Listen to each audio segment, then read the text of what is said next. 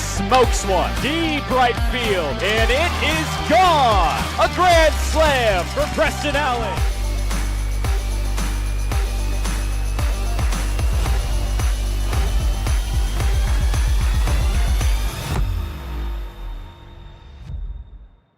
The day has finally arrived. The Yakima Valley Pippins 2025 home opener is up next on the Pippins YouTube channel. Welcome to Pippins Pregame. I'm your 2025 voice of the Yakima Valley Pippins, Harmon Johnson, and the day has finally arrived. The Yakima Valley Pippins, following a 1-2 weekend in Wenatchee, are home for their regular season home opener, the first of 9 games in the Battle of the Basin against the Walla Walla Sweets. The Pippins got that decisive 5-1 victory on opening day, only using 2 pitchers in the contest, but then the adrenaline seemed to wear off a little bit as the Pippins would then allow 27 runs over the next 2 days of play against a very good Wenatchee offense. Despite being shut out on Saturday, the Pippins got back on the board on Sunday. In the 7th inning, it was a error that Jacob Brooks reached on to get him on base, stealing second, and then on his way to third, it was Max Sinisak who came up with an RBI single to get the scoring started on Sunday for the Pippins. And then in the 9th inning, 3 runners crossed the plate thanks to hits by Sinisak and Gage Reeser, and then walks by Brooks and Brett Haggerty. Despite the offensive struggles, Pippins head coach Garrett DeGallier has his eyes set on taking Game 1 of this series here at home. I was able to catch up with Coach DeGallier to recap the weekend and also see what was in store for these next 6 games. All right, I'm here with Pippins head coach Garrett DeGallier, and you got your first 3 games in over the weekend on the road in Wenatchee, 1-2 start. After you slept on it Monday, how are you feeling? Oh, we're feeling rejuvenated and happy to be at home here and open up in front of a huge crowd tonight and, play our style of baseball, which is pitching and defense. Those are the things that we are going to harp and hammer on our guys all summer long. Is we have to pitch and we have to play defense. It does not matter who you are or where you're from. So a great night to get back home and do those things in front of a lot of people here, and we're really excited to be back home. You just underwent BP. What did you see out of the guys after getting the day off yesterday? Oh, they feel rejuvenated. We've been telling them we are going to challenge our hitters all summer long. So we got the machine out. We ramped up the velocity a little bit, and it was good to just kind of see some of those competitive juices starting to flow early, in BP, translating into the first at-bat, second at-bat, just getting everything going early. First of 9 games this season against Walla Walla. What's the message going into Game 1, knowing you've got 8 more to go? Just play your game. It's really, we're just playing against the baseball every night. We're not playing against another team. We're trying to do the things that we're trying to accomplish as a team, play our style of baseball, which again is pitching and defense, being aggressive on the base paths. And outside of that, if we do the things we are trying to accomplish and working to accomplish, we'll be fine. So it doesn't matter who we're playing on any night. But obviously Walla Walla is a great club, great organization, and we're excited they're here for opening night. It's Pippins and Sweets. Coach, good luck tonight. Thank you, Harmon. We have Banner Bank starting lineups up next. Hey, your homework done? Yep.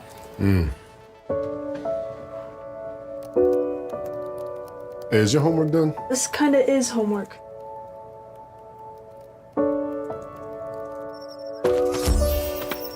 So, what do you think? I'm so proud of you. Can I play some more? Is all your work done? Washington's Lottery is a proud partner in the goal to promote college and career training. Each time you play, you're helping students statewide. Welcome back to Pippins Pregame. It's now time for the Banner Bank Yakima Valley Pippins starting lineup. Banner Bank goes to bat for the Pippins, and Newsweek recently named them one of America's best regional banks. If you're looking for a local bank that knows the Yakima Valley, go see them. Leading off for the Pippins and playing right field will be number 25, Dylan Anderson, his 4th time in the leadoff spot this season. Batting second and playing shortstop is number 8, Gage Reeser. Batting third and playing left field will be number 18, Finley Spicer, who's back in left field after DHing on Sunday. In the cleanup spot, wearing number 14, will be the first baseman, Trenton Rowan. Batting fifth will be the Gold Glove winning center fielder, number 1, Jaden St. Cyr. Batting sixth will be number 6, Jacob Brooks, and playing third base. Batting seventh will be the catcher, Max Sinisak, behind the dish for his 3rd game this season.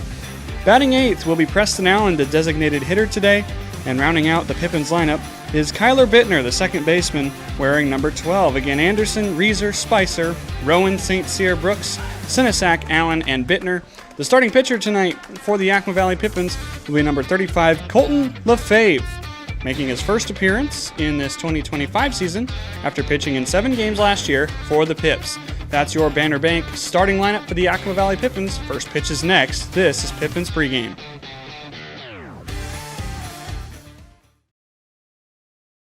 It is beautiful here at the Orchard as the Walla Walla Sweets get set to face off against the Yakima Valley Pippins in their first regular season home game of the season. So glad to be with you here from the press box at the Orchard. I'm your 2025 voice of the Yakima Valley Pippins, Harmon Johnson, and it was a good road trip for the Pippins in a sense that they got a feel of who the team was and where they were at. They only won 1 of the 3 games, but the 1 win came on opening night, the highest attended night up in Wenatchee. And let's face it, the second 2 nights up there were pretty weather affected. It was windy, it was cold, but it's not that tonight. It's about 80 degrees here as you see the Pippins down there warming up, just trying to continue to get to know each other and get in a groove as we are now in the 4th game of this season. Taking a look at our weather conditions here at the Orchard, it's 76 degrees. It's been as high as 80 so far today, but the wind anywhere from 8 to 14 miles an hour. Gusts can get up to 20, but if you peek out into that right center field gap, you can see that the flag is hanging pretty limp as we prepare for the national anthem. Precipitation not expected tonight, clear skies, and some slight humidity at 26 degrees, 26% rather. It's going to be a gorgeous night. There's a lot of people still filing in. I saw a line of cars waiting to get into the gates at the ballpark up until about 2 minutes ago. So everybody's still making their way into the ballpark, but sure to be a good crowd here on opening night. We've got fireworks to follow. We've got some blankets that we're giving away. We'll see if we can find some of those for you. But as we continue the pregame, let's get you a quick peek at Walla Walla's roster before we break for the anthem. It'll be Cole Rogers leading it off for the Sweets, and he will play left field. Landon Young will bat second and play shortstop. Tanner Kern will be the first baseman, batting from the left side. He will wear number 19. In the cleanup spot, Zane Bidwell will be the designated hitter tonight. Isaiah Chacon will be the catcher tonight. He's drawn 8 walks already through 2 games he's appeared in. Trevor T will play third base tonight, wearing number 31. Johnny Backus will play right field, batting 7th. Tristan Schaefer is the center fielder tonight, and Nigel Fallon will be the second baseman, wearing number 46. The Sweets will send out Nicola Moses Gomera out to face the Pips in the top of the first inning, but we've got a few minutes before we get there as the plate meeting continues between our home plate umpire Chris Hansen and the field umpire Tyler Parsons, as well as the Walla Walla Sweets first-year head coach Colby Watillo and Yakima Valley's first-year head coach Garrett DeGallier. You see them down there discussing the ground rules here at Yakima County Stadium. For those of you who weren't with us on Thursday, Yakima County Stadium is 296 to both foul poles, 365 out to the scoreboard, to the right side of the scoreboard in left center field. It's 406 out to the right field gap out there in right center. That is the deepest part of the park. 375 out to straightaway right center. And again, 296 to that right field pole. 16-foot high wall surrounds the perimeter of the outfield there. And so you're going to have to get it up and out to see a long ball here tonight as we continue to get ready for that first pitch. The Yakima Valley Pippins coming off of that 17-4 loss on Sunday. They did score 3 of the 4 runs in the 9th inning, and if you were with us then, I mentioned that that's not the worst thing in the world. Yes, you took the loss and it didn't quite look good, but the Pippins were able to get on the board there at the end of the game as they are trying to jumpstart their offense in this next series, which is game number 1 of 9 of this year's Battle of the Basin series, the sibling rivalry series played between Walla Walla and Yakima Valley every year. It's been around since 2021, but in 22, 23, and 24, both teams won 3 games. over the course of the 6. So since it's been around, there really hasn't been a winner of the Battle of the Basin. But there will be 9 games played this year, including 6 here at Yakima County Stadium. And the winner of the series gets bragging rights, and there is a new Battle of the Basin belt that Scott T. Pippin, the mascot for the Yakima Valley Pippins, was carrying around. There you see it on his shoulder there, as we're getting ready for the introduction of teams and players before the national anthem. It's opening week. You can see the paint down there on the field. It is gorgeous. We were fortunate enough to have some great artists out there painting the logos that you see along the corners. Of course, opening week here at Yakima County Stadium, sponsored by Legends Casino and Hotel. It's such a cool sight to see those grass drawings out there in paint. We were up in Wenatchee over the weekend, and they have turf in the foul territory, and so really no opportunity to get anything cool like that along the sides. So really fortunate here to have such a beautiful facility. As you see the Walla Walla Sweets coming out of the dugout as they are announced. This is a team that comes into today 2-1 after taking 2 from Springfield down in Oregon. They were poised to sweep until they gave up 7 runs in an inning in that third game, and unfortunately came away with a loss there. They sit 1 game back in the WCL standings behind Portland, who is 3-0 to start off the season. Yakima Valley comes into this game 1-2. Of course, we mentioned the 1 win on opening day and then a pair of losses Saturday and Sunday. They sit 2 games back in the South standings, tied for 4th with Ridgefield and Springfield. Cowlitz is 0-3. Bend is above Yakima Valley, tied with Walla Walla at 2-1. And like I already mentioned, the Portland Pickles off to a hot start, trying to go back-to-back for the first time in their franchise history, off to a 3-0 start here in WCL play. Of course, there are some teams that are getting started tonight that did not play during the opening weekend. Edmonton in the north is currently 0-for, as they have not played a WCL game. And in the south, it is the new team, Marion Berries, and the Corvallis Knights. Of course, Corvallis was hosting a regional, so they were working on getting those teams that are still playing for the College World Series onto Omaha. There you see the Yakima Valley Pippins in their pearly whites at home, being introduced for the first time here on opening night here at home. The Walla Walla Sweets wearing their navy tops, gray pants, red accents, but those beautiful white Pippins uniforms say Pippins across the front with the green accents, green caps with the YV logo, white pants, black belt. As you see them coming out of the dugout to a thunderous applause from a very good crowd that has filed in. The first 1,000 got those blankets that the Pippins were giving away tonight, and closer to 2 expected by the time official attendance is counted here on a Tuesday night.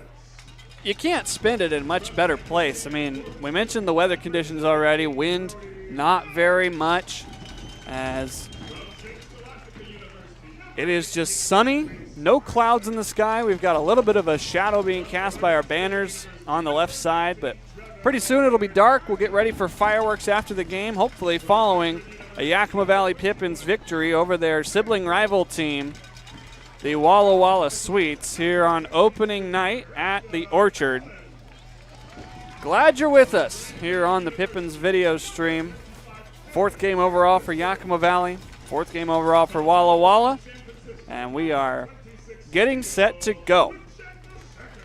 Final players introduced, and that means it's almost time for America's favorite song. We're going to toss it to our final break as we get ready for the national anthem. Don't go anywhere. We've got first pitch between the Yakima Valley Pippins and the Walla Walla Sweets on deck here on the Pippins video stream. This is Pippins Baseball. The color Colosseum in Rome had their gladiator games, but it can't compete with Legends Casino Hotel's Colosseum of Cash. During our Summer of Games Thursday drawings in June, we're giving away over $77,000 in cash, plus a new Kawasaki side-by-side. Just use your Legends rewards card to earn entries. Who needs Roman chariot races when you can leave them all in the dust in a Kawasaki side-by-side? All hail Legends Casino Hotel in June, and let this Summer of Games begin. At Cascade Natural Gas, we help smart businesses cover their bases. Old, new, and in between. No matter the age of your building, they all benefit from energy-efficient choices. Cascade Natural Gas offers a long list of incentives for energy-efficient upgrades. Upgrades that save your business money every day. Become one of the many Cascade business owners benefiting from the quality, comfort, and savings of energy-efficient upgrades. Join Team Energy Efficiency and take advantage of rebates from Cascade Natural Gas. Hey, your homework done? Yep.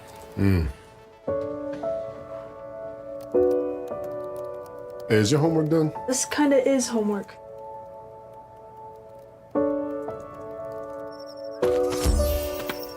So, what do you think? I'm so proud of you. Can I play some more? Is all your work done? Washington's Lottery is a proud partner in the goal to promote college and career training. Each time you play, you're helping students statewide. I love coming in here. Everybody is always super welcoming. They always greet me by name. You can tell that everyone here actually likes working here. My favorite thing about Walla Walla orthodontics is how nice the staff are. They're funny, fun, and they're helpful. I had what was called 3D braces. They were the same color as my teeth. People would say, "Oh, you have braces?" They didn't even know that I had braces. I highly recommend this orthodontist office. What do you want? It's just not that easy. What do you want? Seafood? Mediterranean? What do you want? Hey guys, what about West Side Pizza? I love West Side Pizza. I love West Side. I love West Side. Yeah, the Hawaiian's great. Let's do pizza. West Side Pizza? Yeah. Problem solved. Gross. West Side Pizza. Saving relationships since 1996. Save now with Bi-Mart's latest savings book. Watch for it in your mailbox this week. 28-ounce Gatorades are 4 for $5. Fran's Donuts or sandwich bread is 2 for $5. Kettle Brand chips are 2 for $9. Plus find Key Men's Canvas Duck work pants for just $24.99 and Kleenex 4-packs for $6.99. And save in the bonus zone on Werner Jerky and Dawn Dish Soap. Saving our members more and keeping your dollars in your community. Bi-Mart since 1955. Seattle-born stand-up comedian and impressionist Adam Ray, live at Legends Casino, Friday, July 11th. Known best for his Netflix special, Adam Ray is Dr. Phil Unleashed, as well as his popular YouTube channel. If you don't know what Citizens app is, it's an app you can put on your phone that notifies you of all the danger that's lurking. That sounds like fun. Yeah, there's a lot of people cooking for Cocoa Puffs right outside your door. Tickets on sale now at Ticketmaster.com and Legends Gift Shop. Don't miss Adam Ray, live on July 11th at Legends Casino in Toppenish.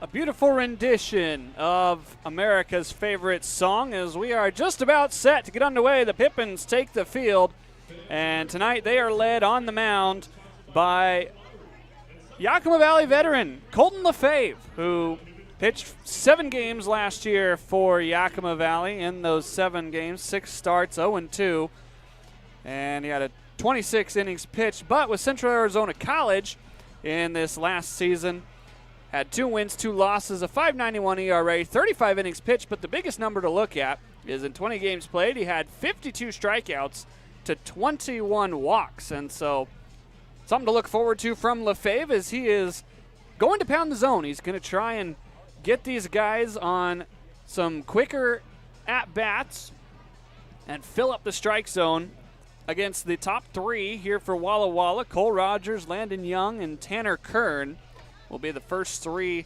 due up for the Sweets. LaFave, is backed up on defense. In the infield, Brooks, Reeser, Bittner, and Rowan from left to right. And in the outfield, it's Spicer, St. Cyr, and Anderson. Behind the dish is Max Senesac.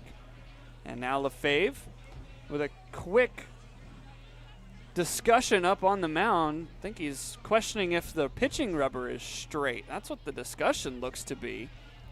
He's going to call Anthony Alvarado out to the rubber to have a quick look. And home plate umpire Chris Hansen will trot out there as well. They did spray paint the rubber, and so maybe that's what he's seeing is the paint outline and not the actual pitching rubber itself. The entire infield now up there trying to figure out what's going on with the pitching rubber. Maybe there's a soft spot as well. Looks like Anthony Alvarado is going to head to the dugout and ask for some filler.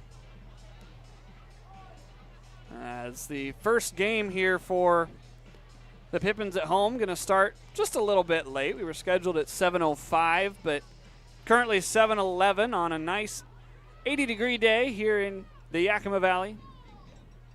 Glad you're with us.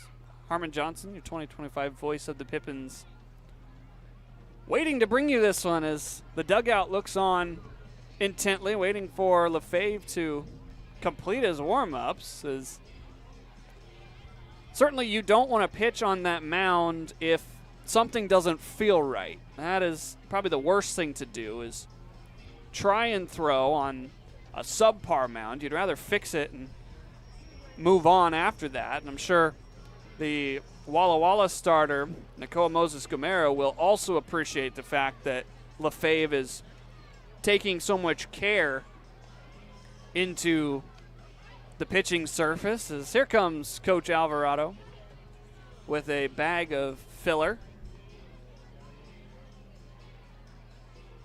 Quite an interesting start to tonight's game. Again, the umpiring crew tonight, home plate umpire Chris Hansen out there with the meeting of Lefebvre, Sinisak, and Alvarado. The field umpire, Taylor Parsons, out there around second base, waiting for this game to get started. Quite the pairing of a older, more experienced umpire with one that doesn't have quite as much experience, but both of them ready to go here in the West Coast League as we wait for the filler to be applied to the mound. Everybody kind of waiting and anticipating. Certainly one of the more unique ways to start a baseball game. Everybody kind of just staring at it like, well, what do we do now? Here comes the grounds crew from the left field, right field side. Well, we're just testing to see if you're paying attention. You know, we had to make sure that you all were ready for this game. Crowd continuing to fill in here at Yakima County Stadium. The tarp did not get taken off the mound until after batting practice, and so any work that was done up there was done after that. Obviously, the spray painting of the rubber was done, but nobody had thrown off of the mound since Thursday of last week, so could be some settling issues after having the tarp on it all weekend. Still some open seats if you're in the area. Come on down. We got fireworks afterward. We had some fireworks during the national anthem even, so we're ready to satisfy all your pyro needs. As the meeting continues. So this game starts in a short delay. Again, we were scheduled for a 7:05 first pitch, but it is now 7:14. But like I said, you don't want to be throwing off of that rubber or the dirt beside the rubber or any part of that mound if it is not completely safe. And that is certainly the concern here, is player safety. Not necessarily manicuring or making it look good. It's player safety. It reminds me of a time Zach Greinke during the COVID season brought the grounds crew out to fix the mound. As it appears, Colby Wattillo, the head coach for the Walla Walla Sweets, is out there now as well. So they're getting that figured out. All time between Yakima Valley and Walla Walla, this series is very close, 31-29 all time. As in true Greinke form, Colton Lefebvre has taken a seat behind the mound. It's funny, I just mentioned that Greinke did that one time, but there he is. Lefebvre content to have a quick breather as everybody just kind of looking on. Here comes some other dirt in from the storage area. Like I was saying, Battle of the Basin was established in 2021, but in 22, 23, and 24, these three teams met 6 times throughout each of those seasons, but each team won 3 games that season, so there was no true winner in the Battle of the Basin this year. There are 9 games on the schedule between these two teams, which means that because 9 is an odd number, there will be a winner. Everybody just kind of waits patiently for this game to get going. They've got the tamper out there now, trying to solidify the spot where the pitchers dig in against the rubber. Well, certainly an opportunity for anybody who's late getting to the ballpark to show up. Go grab a hot dog and bring it up here to me in the press box, and we'll be good to go. Is a good crowd on hand. Most of them on the Pippins side. I have seen a couple of Walla Walla pieces of merchandise in the ballpark. Majority of the people who are currently in the bowl of the stadium sitting on the third base side. Of course, the shade is there right now. First base side, there's still some open seats as the sun continues to go down. Well, if you were at all concerned that we weren't going to get dark enough for fireworks, even with the 7 o'clock start, we certainly will have some darkness by the time we get to the conclusion of this game. Now the question turns to, is Colton Lefebvre going to be allowed his full warm-up following this delay? My guess would be is he should be allowed a full warm-up, but he had already thrown a couple of pitches. As you see, Pippins head coach Garrett DeGallier trying to solidify the rubber area where the pitcher drives off. What's so important about that area is if that area is soft, the pitcher is either going to sink and twist his ankle in a hole up against the rubber, or he's just not going to have a solid spot to throw from. And so certainly that's part of it. You don't want to see anybody twist an ankle against the rubber, so that's another concern here. It appears the infield is going to go take some warm-up tosses while the staff for the Pippins gets the mound figured out. You see the outfield kind of having a cordial conversation. There's not much they can do about this. They're out there in that nice grass. Outfield for the Pippins, Finley Spicer in the left. He's over there on the left side. Jaden St. Cyr there in the middle. Gold Glove winner at Chaffey College this last spring. And Dylan Anderson will be leading off in the bottom of the first for the Pippins. Probably having a discussion about what they're going to make for dinner tonight with how long the delay has gone. Again, scheduled 7:05 start. We're trending now more towards 7:20 hour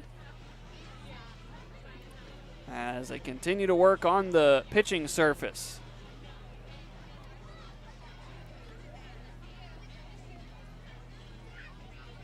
Everybody kind of watching on as the final manicure is being done to the rubber.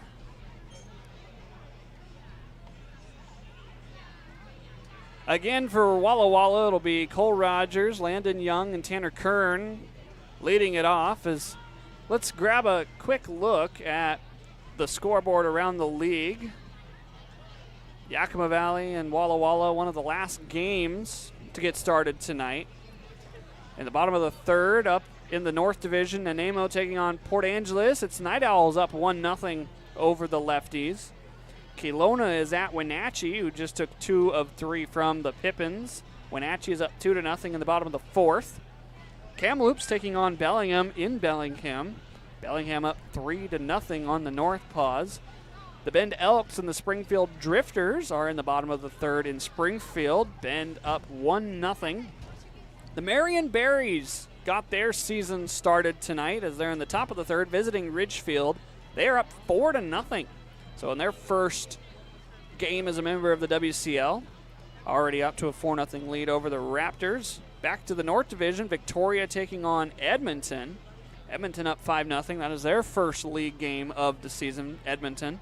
Our game in pregame, and the only other game after us tonight is Corvallis and Portland. At Portland, of course, Corvallis. Oregon State still playing in the Super Regionals for the NCAA tournament. So that is a look around the league. No finals yet, but a couple of games in the third and the fourth innings as we continue to work on the mound. We're going to take a quick break. We'll be right back, hopefully with the mound intact. This is Pippins Baseball. The Coliseum in Rome had their gladiator games, but it can't compete with Legends Casino Hotel's Coliseum of Cash. During our Summer of Games Thursday drawings in June, we're giving away over $77,000 in cash, plus a new Kawasaki side-by-side. Just use your Legends Rewards card to earn entries. Who needs Roman chariot races when you can leave them all in the dust in a Kawasaki side-by-side? All hail Legends Casino Hotel in June, and let this Summer of Games begin. At Cascade Natural Gas, we help smart businesses cover their bases. Old, new, and in between. No matter the age of your building, they all benefit from energy-efficient choices. Cascade Natural Gas offers a long list of incentives for energy-efficient upgrades. Upgrades that save your business money every day. Become one of the many Cascade business owners benefiting from the quality, comfort, and savings of energy-efficient upgrades. Join Team Energy Efficiency and take advantage of rebates from Cascade Natural Gas. Hey, your homework done? Yep.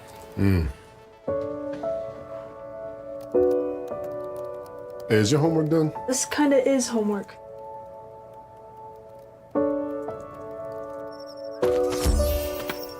So, what do you think? I'm so proud of you. Can I play some more?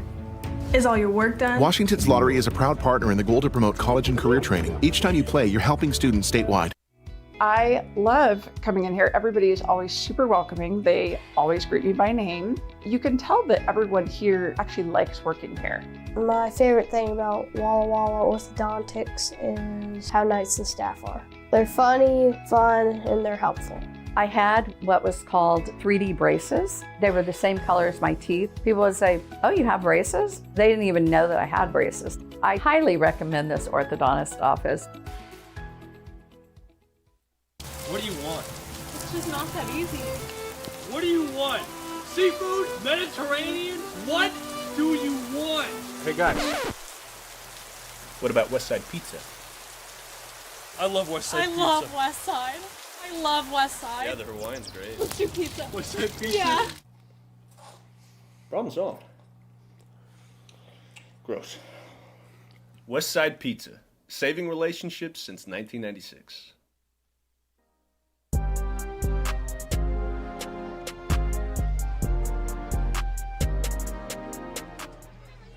Well, the situation on the mound is all figured out, and Colton LaFave is getting his warm-up tosses in as we're finally about ready to go here in the first of 9 games of the Battle of the Basin between the Walla Walla Sweets and the Yakima Valley Pippins. I'm Harmon Johnson, your 2025 voice of the Pippins. Pleasure to be back home for the first time in the regular season as LaFave. We gave you his numbers, but a Yakima Valley veteran, pitched here last year for the first half of the season. 4.72 ERA, 15 strikeouts, over 26 2/3 innings worked. Looking to continue that as he makes his second tenure with the Pips. It appears he's going to be given a couple extra warm-up pitches to get loose after the short delay fixing the mound. He will face Cole Rogers, Landon Young, and Tanner Kern for Walla Walla as we are about ready to go here in the Orchard. Thanks for bearing with us through the delay. Gave a few more people a chance to grab a seat as you see some of those Pippins blankets they were giving away. Quite a cool, unique item. As Chris Hansen having a chat with Garrett DeGallier, making sure his pitcher gets enough warm-ups, as now we're finally ready to go.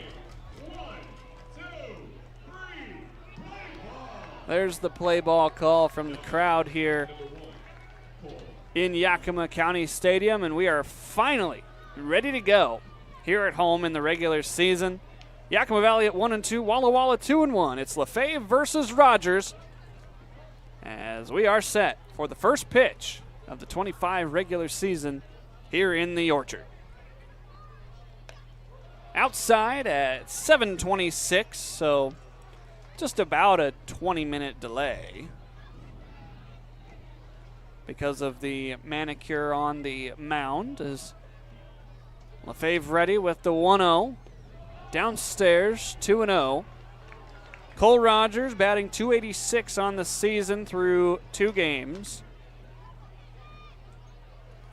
Rogers wears number 1 for the Sweets. 2-0, pitch misses inside. Chris Hansen says not a strike, and it's 3-0. Lefebvre in a early hitter's count. Facing the righty for the Sweets. High leg kick, and that pitch misses nowhere near.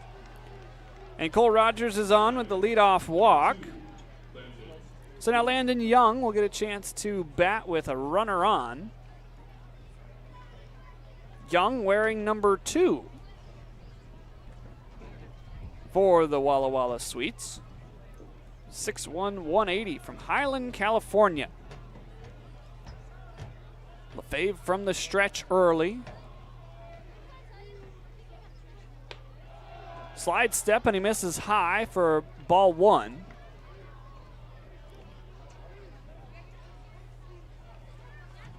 Rogers the man at first.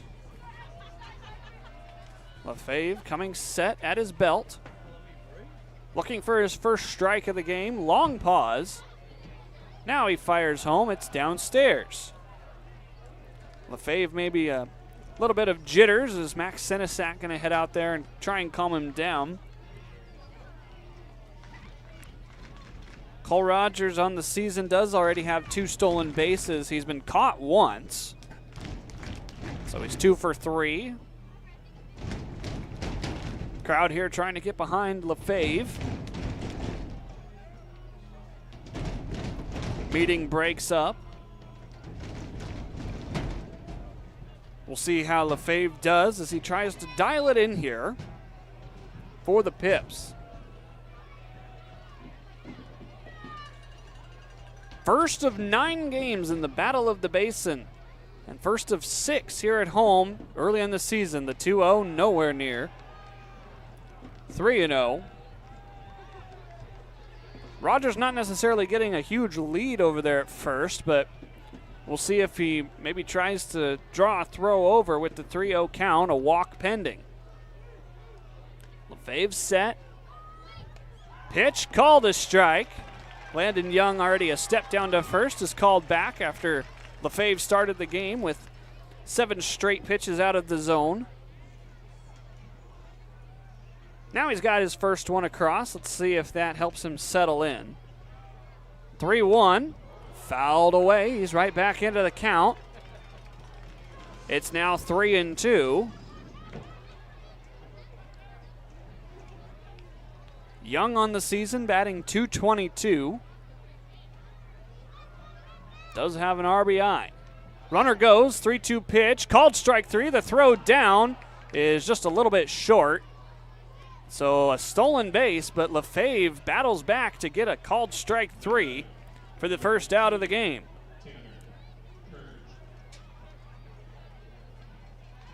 That's a good fight from Lefebvre. As now the lefty Tanner Kern will step in, the lone man on this squad that has a home run.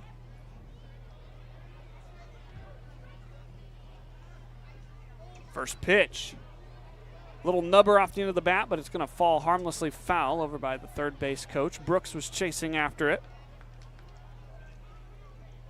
Well, here in Yakima, you've got those 16-foot-high fences to deal with. But if you can push one out the right side, you have a chance. Or in this case, pull. That one called a strike. 0-2. So after 7 straight out of the zone, Lefebvre has responded with 4 straight in the zone. Let's see what he comes with here. With a man at second, 1 down. The 0-2 pitch on the way. Downstairs. 1-2. Kern with that 1 home run. He's picked up 3 hits overall, 2 driven in. Lefebvre still ahead in the count. 1-2. Fouled away over into the banners. That'll drop onto the concourse on the left side.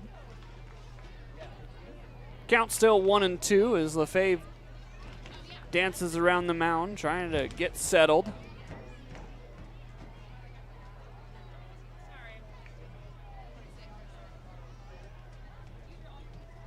Checks the runner at second.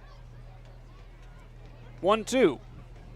Breaking ball, misses outside, 2-2. Already the 30th pitch thrown by Lefebvre. That counts the warm-ups. 2-2, liner, dropped by Reeser out at short. He's not going to have a throw. He got up, but just couldn't squeeze it.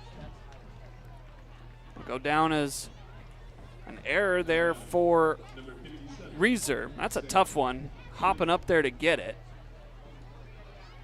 Well, there's 2 on and 1 out. And that'll bring up the cleanup hitter, Zane Bidwell. Ball came off the bat at 103.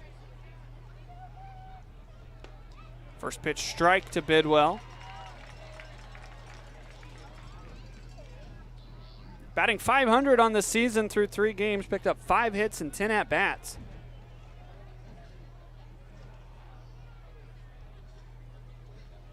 Runner dancing at second. That's Rogers. 0-1, wave and a miss.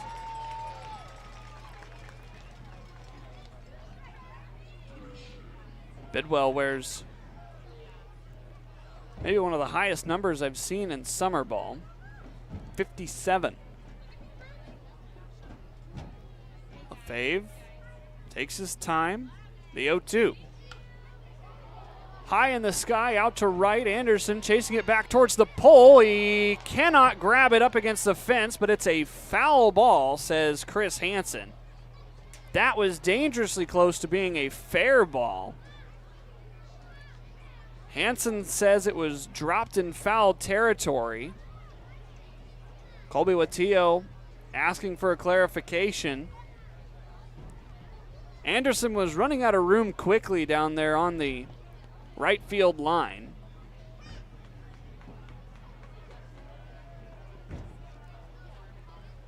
Still 0-2. Lefebvre trying to bounce back. Outside, 1-2. Taking a look at the attempt by Anderson out and right. You can see he's just continues to tail and definitely in foul territory. 1-2 just upstairs. Count moves to 2-2. Lefebvre has had to work here in the first. He's thrown 21 pitches. Faced 4 men so far. This is his 4th. 2 on, 1 out. The pitch. Inside. The count runs full, and a walk would load the bases. Certainly would love to induce a ground ball, see if the Pippins can turn a double play like they did twice on opening day. Payoff pitch. This one is shot in the air out to center. St. Cyr chasing to his right. It'll be Anderson who settles under it in right field. The catch is made, tagging up at second, and advancing is the lead runner, Rogers. It'll be runners at the corners with 2 outs. And Isaiah Chacon up at the plate.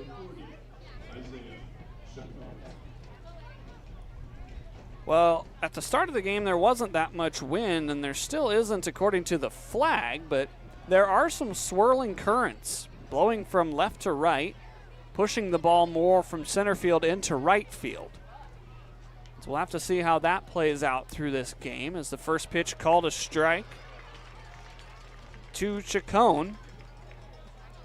I mentioned it, drawn 8 walks already on this season. He's 1 for 2, batting .500, but been on base way more times than that. 0-1, inside, 1-1. Kern down at first, not necessarily the prime target to run, but could see some action trying to get something going with 2 outs. 1-1, nowhere near. 2-1.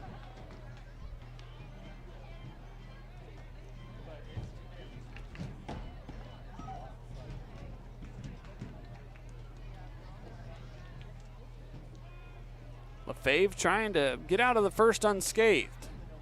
2-1, swing and a miss. It's 2-2. And LaFave 1 pitch away from stranding a pair.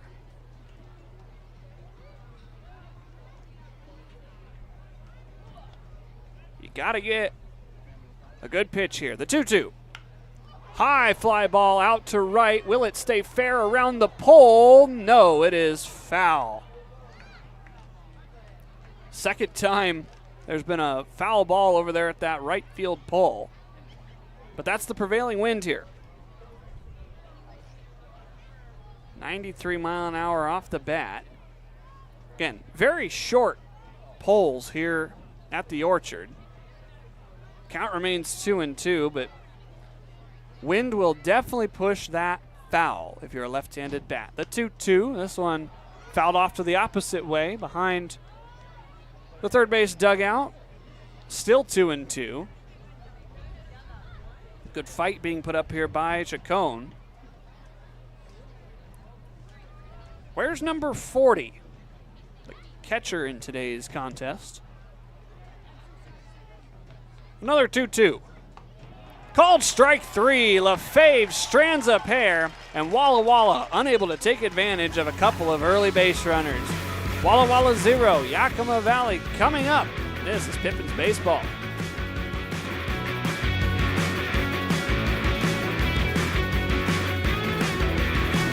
Save now with Bi-Mart's latest savings book. Watch for it in your mailbox this week. 28-ounce Gatorades are 4 for $5. Fran's Donuts or sandwich bread is 2 for $5. Kettle Brand chips are 2 for $9. Plus find Key Men's Canvas Duck work pants for just $24.99 and Kleenex 4-packs for $6.99. And save in the bonus zone on Werner Jerky and Dawn Dish Soap. Saving our members more and keeping your dollars in your community. Bi-Mart since 1955.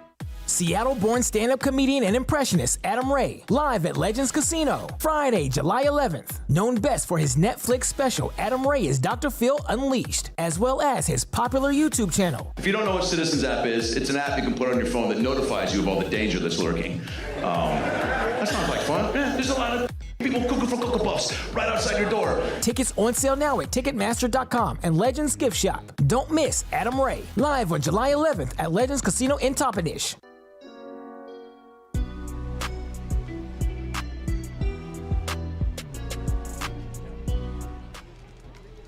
Bottom of the first here at the Orchard as we take a look at the Walla Walla Sweets starting pitcher, Koa Moses Camara. Sophomore at Walla Walla Community College this last season, 4-2, 5.40 ERA, 46 2/3 innings pitched through 12 games, 37 strikeouts, 29 walks is a little bit high, but you know who he reminds me of out there on the bump is Dustin May. He's got that big hair coming out of the back of the cap. Certainly a look that more and more ball players are going to. He will face Dylan Anderson, Gage Reeser, and Finley Spicer here in the start of the first inning. Hopefully Trenton Rowan, Jaden St. Cyr, and Jacob Brooks can find their way up there as well.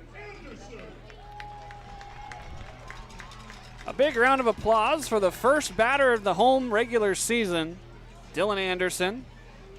In this park, 2 for 4 this season during that CCL exhibition game. Drove in 2, scored 2 runs. First pitch he sees is upstairs. It's 1-0. Anderson batting .091 on the season with the 1 hit. The 1-0 outside, 2-0. See Moses Gamera out there adjusting the cap. Certainly it's probably hard to keep the cap on with all that hair back there. A 2-0, down and away.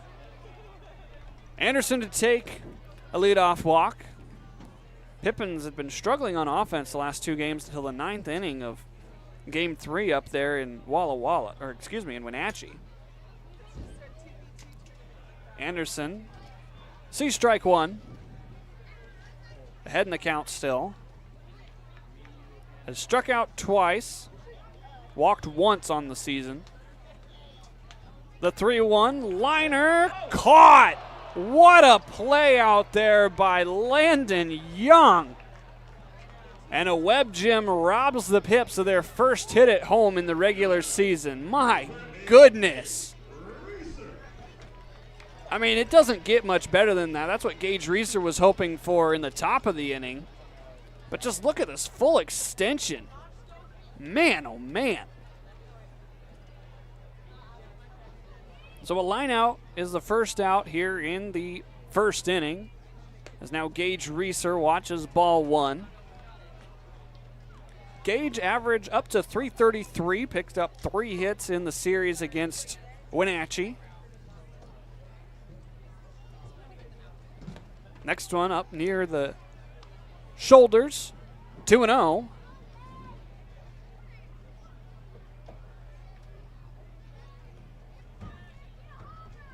Reeser from Yakima Valley College, the 2-0. That one in there. 2-1. Wearing number 8 for the Pips in those nice all-white home unis. Black belt. Green accents. The 2-1. Called a strike. Good job back there by Chacon. It's 2-2.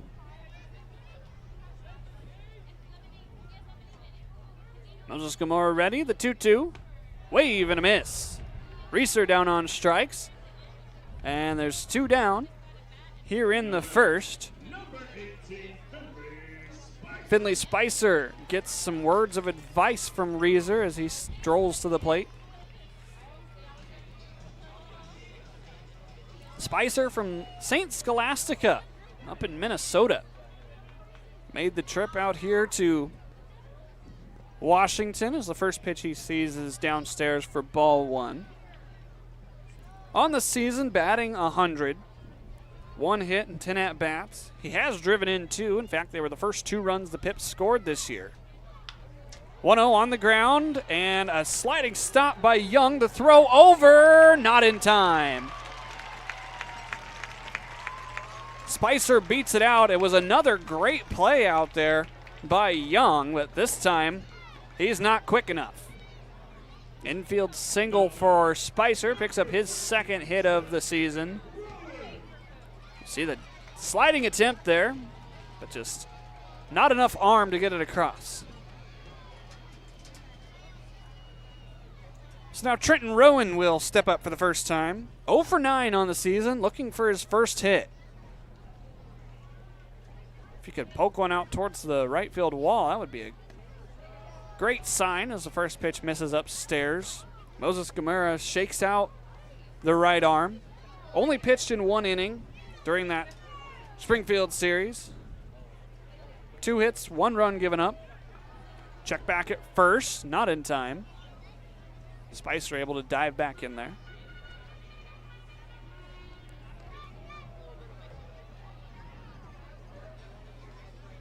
Moses Camara ready. This one hard wrap through the hole on the right side. There's the first hit of 2025 for Trenton Rowan. It moves one into scoring position with 2 down, and there's 2 on for the Pips. Back-to-back hits for Yakima Valley. And now Jaden St. Cyr, who is also searching for a second hit on the season. 091 after the weekend.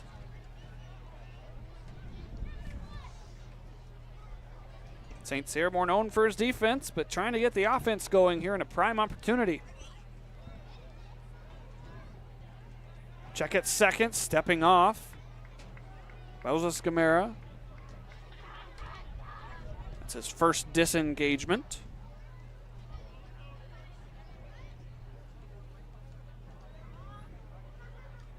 Another check. First pitch to St. Cyr is a little looper out towards short, but Young is able to range back and make the grab for out number 3. Yakima Valley strands 2 on a pair of hits. They don't score, and no errors by the Sweets. We're through 1, there's no score. This is Pippins baseball.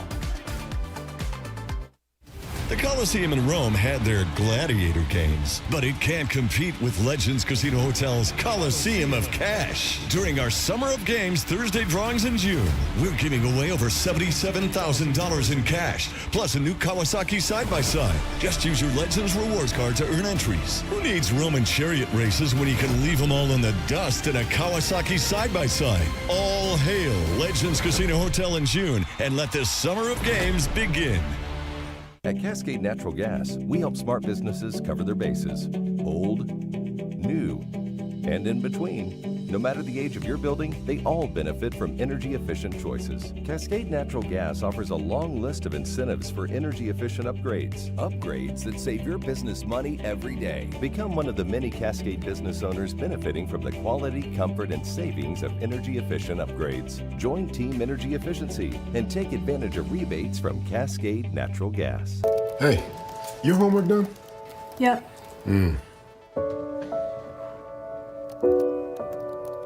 Hey, is your homework done? This kinda is homework.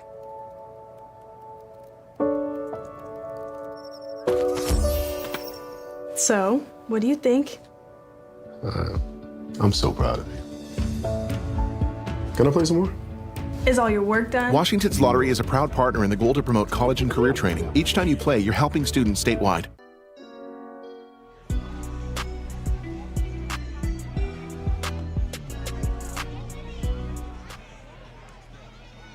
Top of the second inning. No score. As a couple of great defensive plays by Sweet shortstop Landon Young kept Yakima Valley from scoring there in the first. Both squads sent 5 men to the plate. And now leading off here in the second is the 6-hole Trevor T. T facing LaFave. Wave and a miss, first pitch. Trevor T is spelled T-S-E. Not what I would have thought of when I saw those 3 letters put together. It's the 01 downstairs. But T is how it's said, just like the drink or the little wooden stick you use to hit a golf ball with a driver. 1-1. Fouled back towards the press box, just over top of it. 1-2. I mentioned it when we were in Wenatchee that it was probably one of my better opportunities to get a foul ball. I had kind of forgotten that the netting here at the Orchard actually doesn't quite extend as high as the press box. The 1-2 breaking ball sent foul into the stands. Was that a bare hand catch? It might have been. Still 1-2. I got to really pay attention if we get a screaming line drive right back over the netting, because it could come in like a heat-seeking missile. 1-2. Upstairs, 2-2. Of course, I was smart and parked my car clear out at the end of the parking lot just in case any stray foul balls trickle out of the concourse. The 2-2, breaker inside. Count runs full. Lefebvre now more strikes than balls thrown, but he's had to work hard to get there. Remember, he started the game with 7 straight out of the zone. Lefebvre ready with that high leg kick and the payoff. Inside, he walks the second leadoff man he faces, and there's one aboard.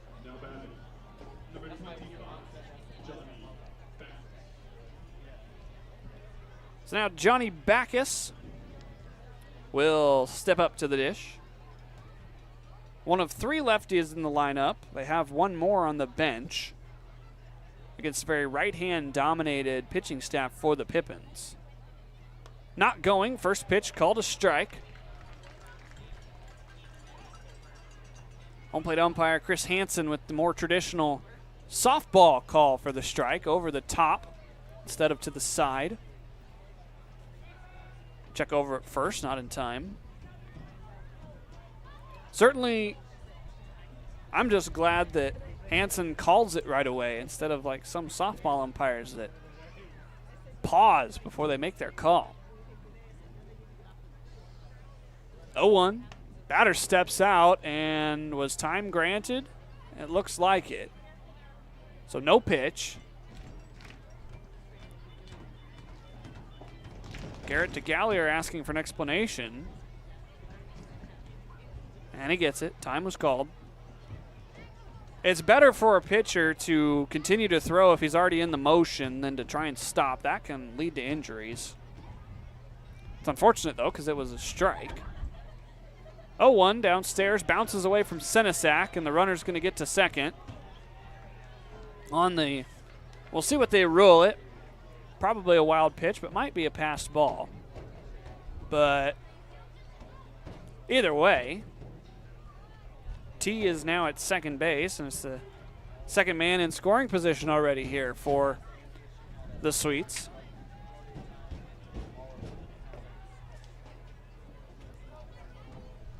One. On the ground, foul. Down the first base line. It is a passed ball by Senesac. Official scorer ruling that Lefebvre threw it close enough and Senesac should have stopped it. It's now 1-2. Lefebvre trying to pick up his 3rd K on the day. Here it is, just outside. 2-2.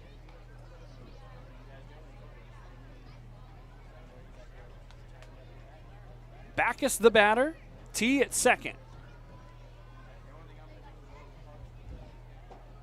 Lefebvre, quick peek, now the 2-2. Wave and a miss, got him to swing at one upstairs. There is the 3rd K for Colton Lefebvre. There's one down. And now Tristan Schaefer will be the batter. Schaefer, a 5'10", 165 righty out of Gig Harbor, Washington. Attended Umpqua Community College. First pitch just above the letters. 1-0. With Umpqua, batted .279 through 51 games. Picked up 53 hits. 1-0. Just away, 2-0. Of those 53 hits, 2 were doubles, 2 were triples. But in his last contest with the Sweets was 0 for 5 with 3 strikeouts. Hopefully that trend continues. Wave and a miss. Runner breaks for third. The ball is into center field. I don't think the lead runner, T, realized that the throw went down and away from the covering Bittner. He probably could have scored. Instead, it's a swinging first strike by Schaefer. And now, T 90 feet away with only one down on what's, I'm assuming, to be an error by Senesac on a poor throw.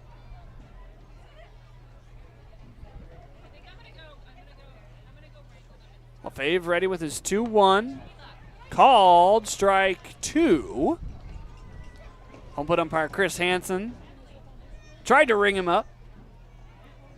He shakes out the what would have been strike 3 call.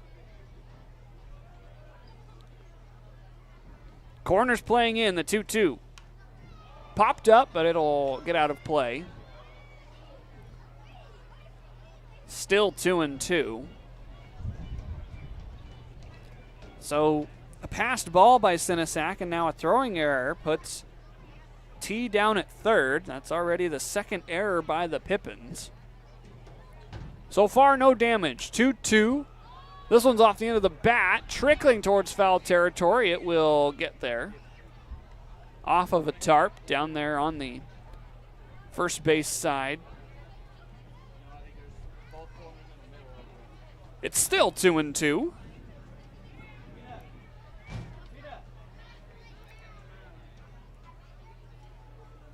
LaFave's already had to work hard in this game.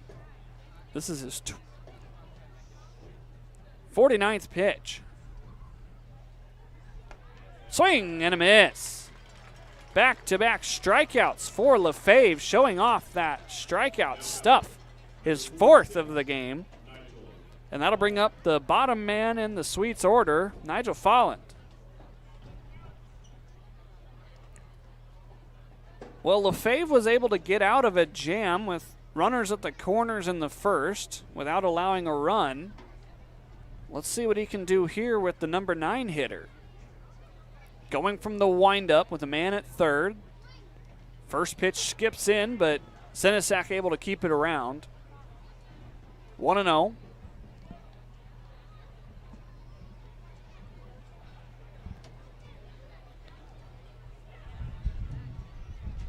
Nigel, a 5'7", 165 lefty. Currently attends Bushnell. 1-0 away. 2 balls, no strikes.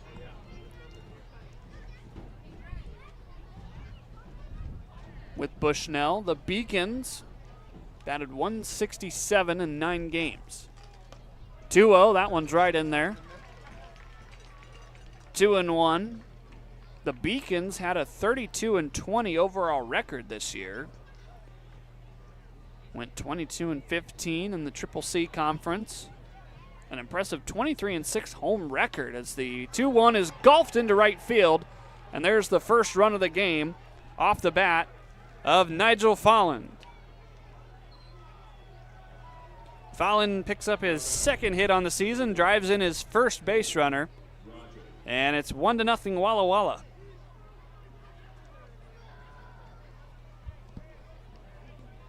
LaFave unable to hang a 0, but with 2 outs. Trying to stop the damage as now we're going to have a second delay because the sprinklers are on in right field. Apparently everybody thought that Dylan Anderson needed to cool off a little bit on a high 70-degree day. That one should be fixed rather quickly. Not quite as labor-intensive as repairing the mound. In talking with our general manager, Jeff, he said this field has to be watered quite a bit. It was built on the remnants of a horse race track, and this was actually part of the parking lot, and they would oil it down. And so the ground not very receptive to good soil and water. So it was a 20-minute delay for the first pitch because of some mound issues, as brought up by LaFave. And now a couple minutes of delay as the waterworks out there in right field, still wetting down the grass in the warning track. Dylan Anderson not being affected, the wind blowing the water essentially into the wall, but there they go. Now they're off. We're ready to play again. As now Taylor Parsons having a conversation with Colton LaFave out there, probably giving him some pointers on how to avoid a balk on the windup. That's what it looked like. He was pointing at his back foot. So if I had to assume anything, that's probably what they were talking about. Fresh count to Cole Rogers. Bats with a man at first. And the first pitch misses for ball one. LaFave already facing the Walla Walla order for the second time. Only in a 1-0 hole. There's 2 down. Pitch catches the zone. 1-1.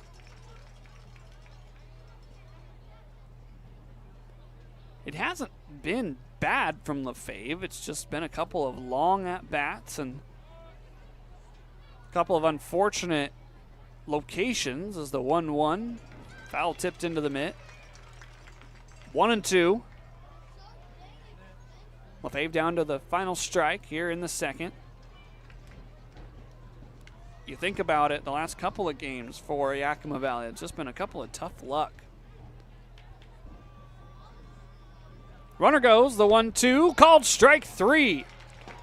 LaFave allows a run on an RBI single by Nigel Fallon, but he strikes out the side. Already up to 5 here in the game. It's 1 run on 1 hit. There was 1 error, and there was 1 left on base. We go to the bottom of the second. Walla Walla 1, Yakima Valley 0. This is Pippins Baseball.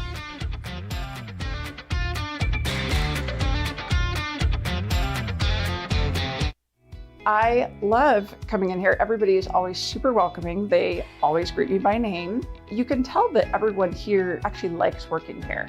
My favorite thing about Walla Walla orthodontics is how nice the staff are. They're funny, fun, and they're helpful.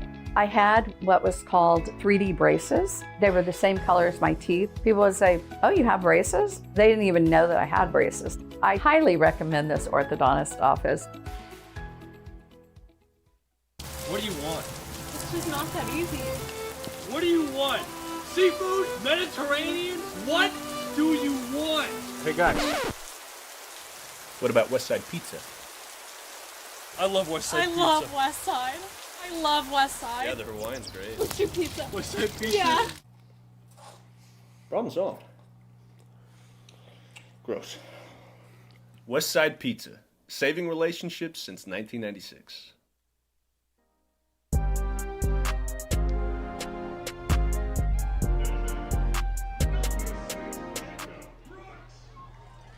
Yakima Valley finds themselves down 1-0 after an inning and a half played.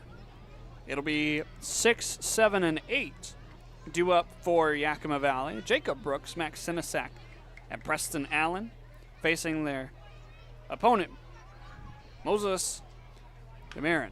First pitch from Brooks on the ground over to third. T fires it over to first in time. There's out number 1 on 1 pitch.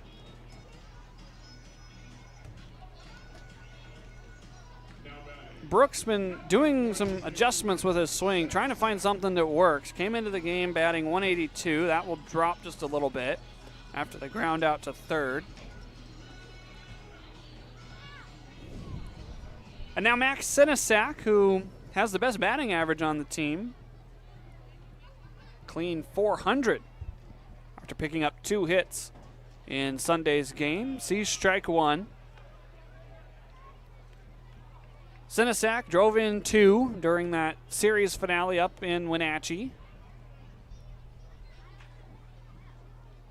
Trying to get something started with 1 out here as he goes around, can't hold up. It's 0-2. On deck is Preston Allen, who is also a Pips vet. Was here last year, was an all-star. He'd love to hit with a man aboard. The 0-2, called strike 3 right down the pipe. Sinisak unable to get the bat off his shoulders. And very quickly, there's 2 down here on 4 pitches.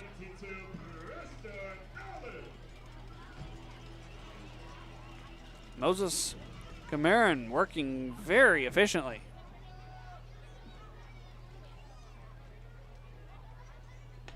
First pitch to Preston Allen called a strike.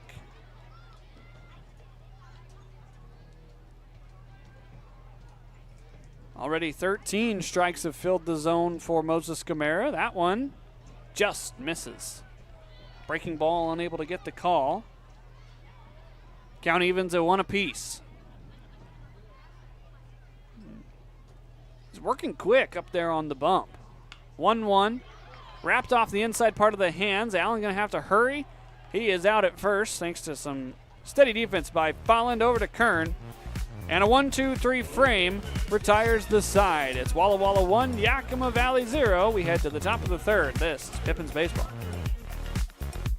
Save now with Bi-Mart's latest savings book. Watch for it in your mailbox this week. 28-ounce Gatorades are 4 for $5. Fran's Donuts or sandwich bread is 2 for $5. Kettle Brand chips are 2 for $9. Plus find Key Men's Canvas Duck work pants for just $24.99 and Kleenex 4-packs for $6.99. And save in the bonus zone on Werner Jerky and Dawn Dish Soap. Saving our members more and keeping your dollars in your community. Bi-Mart since 1955.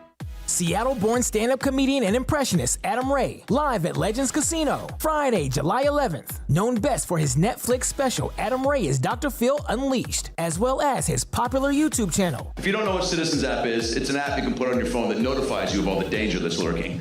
That sounds like fun. Yeah, there's a lot of people cooking for Cocoa Puffs right outside your door. Tickets on sale now at Ticketmaster.com and Legends Gift Shop. Don't miss Adam Ray, live on July 11th at Legends Casino in Toppenish.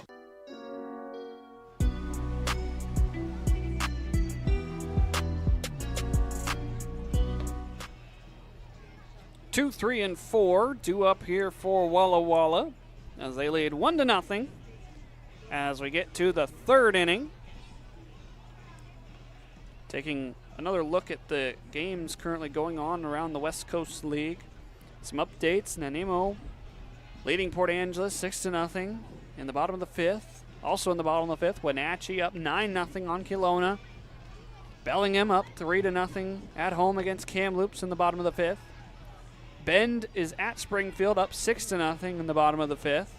Marion has extended their lead 6-0 over Richfield in the bottom of the sixth.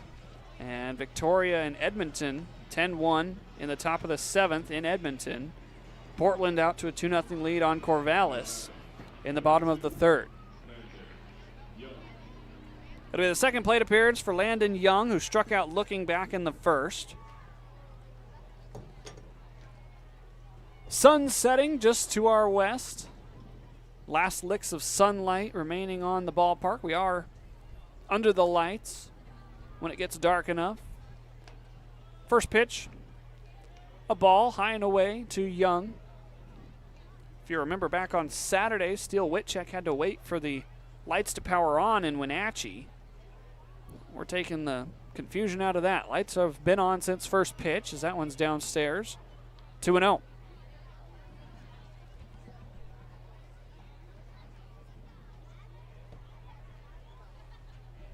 Young, a .222 batter coming into today, playing in his third game for the Sweets. Buzzing the tower is Lefebvre. Lefebvre walked Cole Rogers in the first to lead off and then walked Trevor T in the second. T would come around to score. Trying to break the streak of leadoff walks. Needs a strike on a 3-0. Doesn't get it. Max Sinisak asking where that one was, and for the third straight inning, a leadoff walk.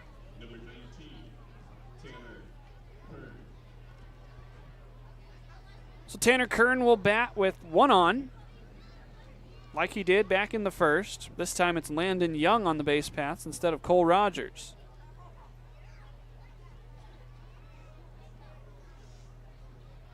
Kern waves the black bat over his shoulder. Creeping off of first, Young. This one's popped up into foul territory on the third base side. Brooks ranging toward the dugout, runs out of room. He didn't know where he was. He had a chance to catch that ball, but I think he thought he was one step into the dugout. That's unfortunate for Brooks, still trying to get used to his new home park. Not too much foul territory over there, but where the ball landed, he definitely had a chance. It falls in for a strike, though, and so LaFave ahead in the count. Runner breaks, stumbles a little bit. This one's sent high and foul again, but it's going to land here in the lower bowl. Souvenir for one of the many young fans that went over to chase it, but instead it's the kid sitting right to her left.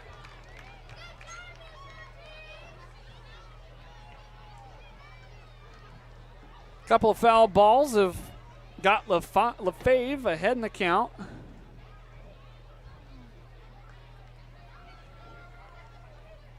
Damage ready with the 0-2. Right back where it came from, off the leg of LaFave. It goes to first, score at 1-3. But the concern immediately goes to LaFave. Anthony Alvarado peering from the dugout, asking if he's okay. That came right off the lower leg, and it was the back leg, the drive leg of LaFave. Take a look at it as he walks it off out there in the middle of the circle. Man, in real time, it looked like that got him square, but he says he's fine. Head coach Garrett DeGallier going to go out and talk with, no, they're going to give him some warm-ups. It's probably the right thing.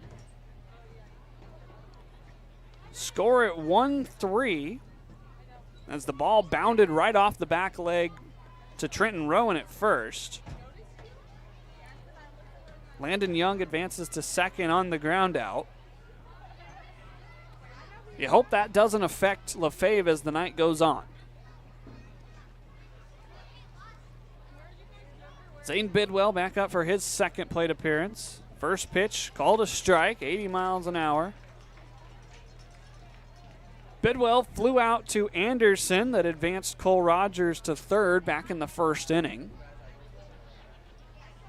Batting here with the man at second and only one out. Breaking ball downstairs. Count even at 1-1.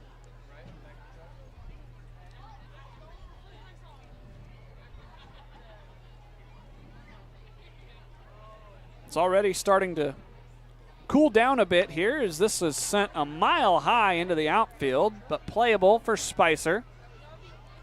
He runs in and makes the grab for out number 2, staying put, Landon Young.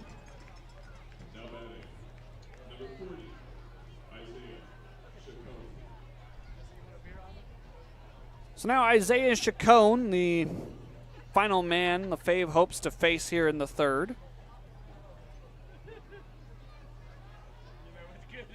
Chacon struck out looking in the first to strand a couple on the base paths. First pitch in the dirt. 1-0.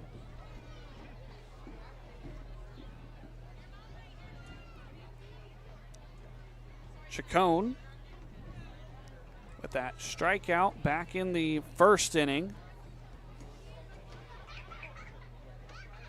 It's only his second as that pitch in there for a strike. There is some action down in the Yakima Valley bullpen.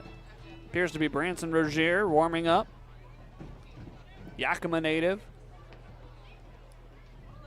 Hopefully he's just up as a precaution in case LaFave can't continue. Trying to get through at least 3. The 1-1. Downstairs. Doesn't get away. 2-1. Rozier's seen action in one regular season contest. He also pitched in that CCL exhibition game held here at the Orchard.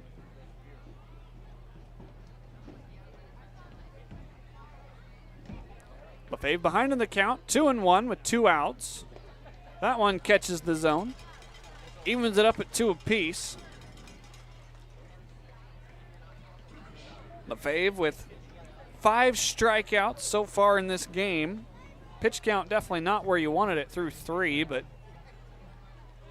trying to give up only the 1 run through 3. The 2-2 outside, and the count runs full.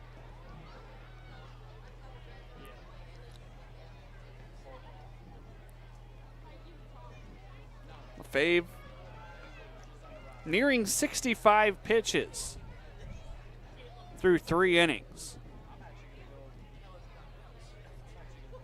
Payoff pitch with 2 outs. Fouled away. We'll do it again. As you see the setting sun.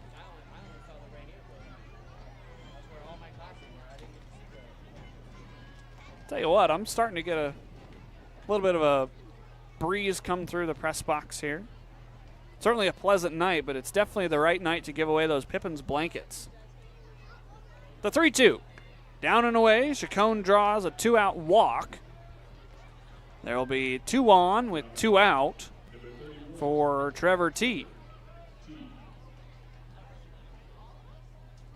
So the base runners in this game, leadoff walk to Rogers, and then Kern reached on an error. Trevor T drew a walk in the second. There was a single by Fallon. That's the only hit for the Sweets. And then a pair of walks here in the third.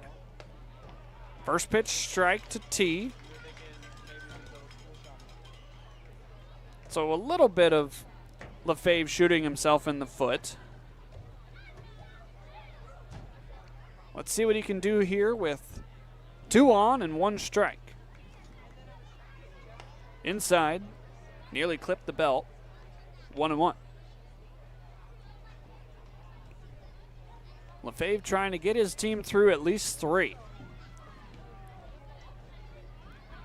First appearance here in the 2025 regular season. 1-1. Popped up on the infield, now drifting out toward the outfield with the wind. Anderson ranging in, and he makes the grab for out number 3. No runs come across, another pair are stranded. We go to the bottom of the third. It's 1-0 Sweets. This is Pippins Baseball. The Coliseum in Rome had their gladiator games, but it can't compete with Legends Casino Hotel's Coliseum of Cash. During our Summer of Games Thursday drawings in June, we're giving away over $77,000 in cash, plus a new Kawasaki side-by-side. Just use your Legends rewards card to earn entries. Who needs Roman chariot races when you can leave them all in the dust in a Kawasaki side-by-side? All hail Legends Casino Hotel in June, and let this Summer of Games begin. At Cascade Natural Gas, we help smart businesses cover their bases. Old, new, and in between. No matter the age of your building, they all benefit from energy-efficient choices. Cascade Natural Gas offers a long list of incentives for energy-efficient upgrades. Upgrades that save your business money every day. Become one of the many Cascade business owners benefiting from the quality, comfort, and savings of energy-efficient upgrades. Join Team Energy Efficiency and take advantage of rebates from Cascade Natural Gas. Hey, your homework done? Yep.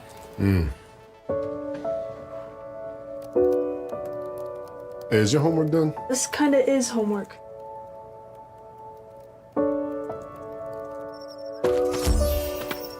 So, what do you think? I'm so proud of you. Can I play some more? Is all your work done? Washington's Lottery is a proud partner in the goal to promote college and career training. Each time you play, you're helping students statewide.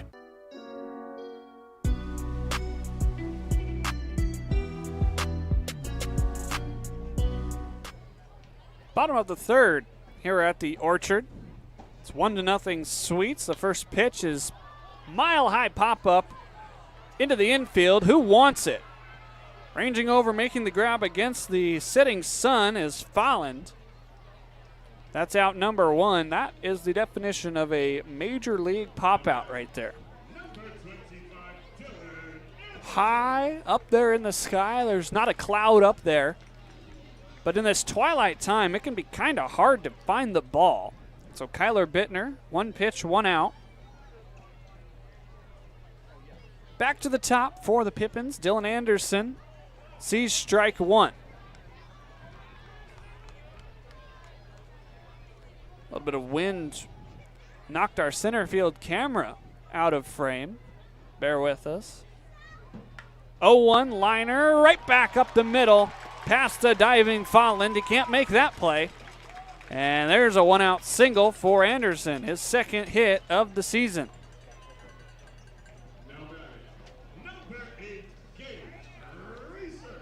Pippins got back-to-back singles in the first by Spicer and Rowan, but couldn't do anything with it. Now Gage Reeser gets the sign from the dugout, and we'll see what's on here. Snap throw back to first, not in time. Anderson able to get back. Reeser struck out in the first inning.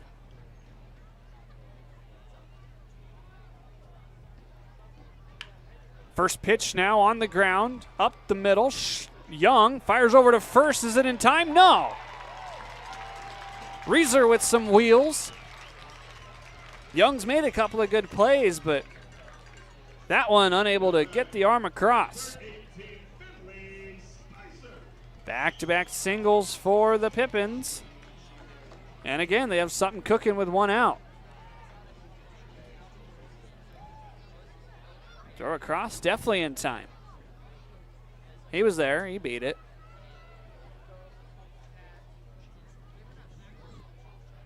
Finley Spicer, one of the 2 hits in the first. Off the end of the bat, is it going to fall in? Yes, it will. 3 straight singles, and the bags are full for Trenton Rowan.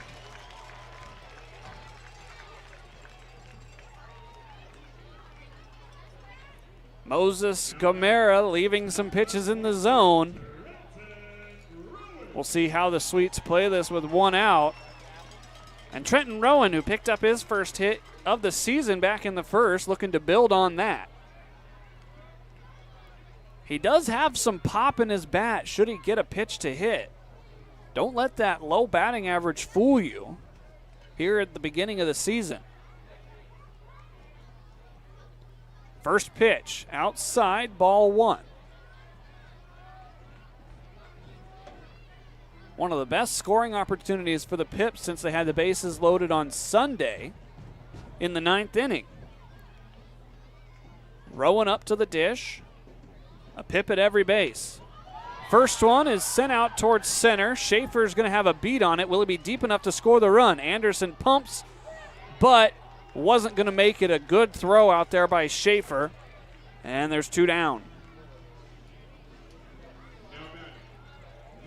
A little bit softer or a little bit harder off the bat either way, and Rowan probably has himself an RBI in a tie game. Schaefer read it well, and it'll be up to Jaden St. Cyr to try and get this game back to even. First pitch in the dirt, but it stays close to Chacon. 1-0.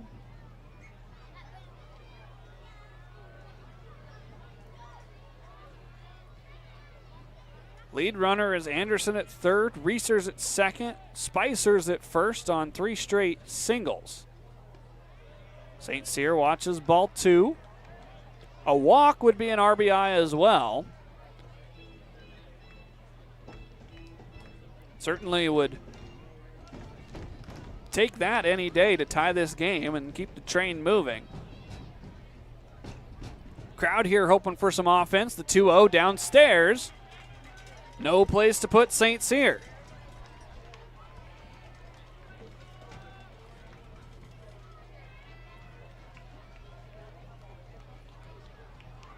Jaden has drawn 1 walk on the season.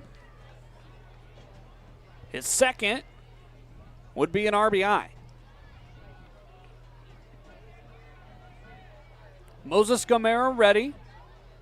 The 3-0. There's a strike. Had to have it. St. Cyr still ahead in the count.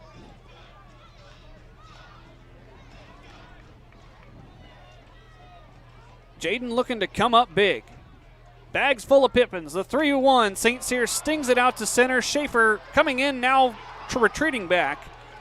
And he makes the grab. for out number 3. The Pippins with their best opportunity so far this evening, and they leave them loaded here in the third. We head to the middle innings. Top of the fourth is next. This is Pippins baseball. I love coming in here. Everybody is always super welcoming. They always greet me by name. You can tell that everyone here actually likes working here. My favorite thing about Walla Walla orthodontics is how nice the staff are. They're funny, fun, and they're helpful. I had what was called 3D braces. They were the same color as my teeth. People would say, "Oh, you have braces?" They didn't even know that I had braces. I highly recommend this orthodontist office.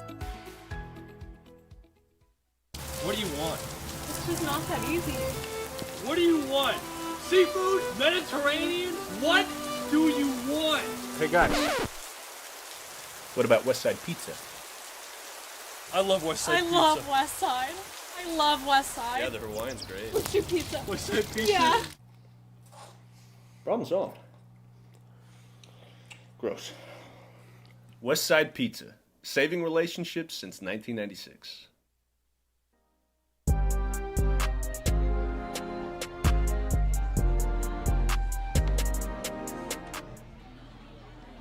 It is 7, 8, and 9 due up here for Walla Walla as we head to the top of the fourth. It's 1-0 Sweets over the Pips. Glad to be with you here on a Tuesday night. I'm Harmon Johnson, your voice of the Yakima Valley Pippins. Colton LaFave is still out there for his fourth inning of work. We saw Branson Rozier warming up there for a little while, but it appears that this is still LaFave's game. Trying to get through the order for a second time. Backus, Schaefer, and Fallon. It was Schaefer who made back-to-back putouts in center field to end the threat for the Pippins.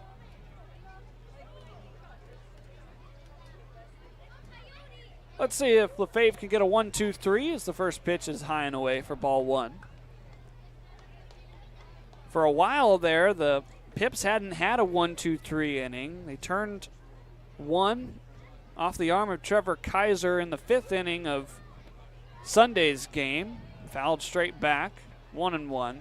But before that, you had to trace all the way back to the fourth inning of opening day to see a clean inning from the Pips defense.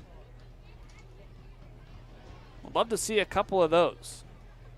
1-1, called a strike, inside corner. Backus shakes his head disapproval. Does not have a hit yet on the season, played in one game, struck out twice, 0 for 4 overall. Behind in the count, 1-2. Wave and a miss. That is his second strikeout tonight, his fourth on the season. LaFave has one down, he has 6 strikeouts. Schaefer was another one of those strikeout victims. Back in the second inning.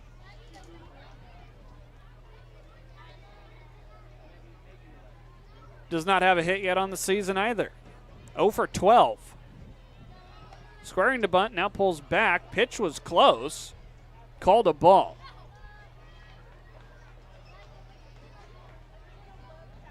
Tight zone for Chris Hansen back there behind the dish.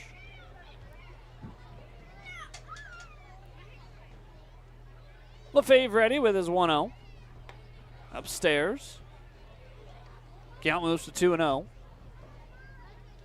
On deck is Nigel Folland, who drove in the only run of the game so far on an RBI single back in the second. We're in the fourth. Next pitch downstairs. 3-0.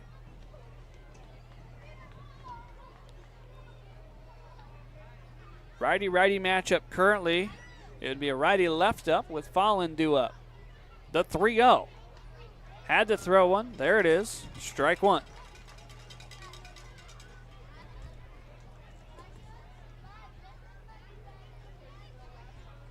Schaefer playing center field tonight for the Sweets.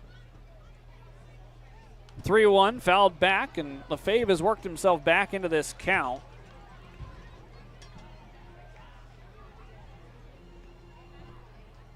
On defense for the Umpqua Riverhawks, Schaefer had 130 putouts in the field, most of them out in that middle outfield. 3-2 misses, and so after battling back, he loses Schaefer to a one-out walk. And so Nigel Fallon will have another chance to hit with a man on. Let's see if the Pippins defense can turn two here. Coming into today, 12 errors, 2 double plays turned. Both of them came on opening day. First, a quick check over to first. Rowan had to leap up to grab it. Able to keep it in the yard, though.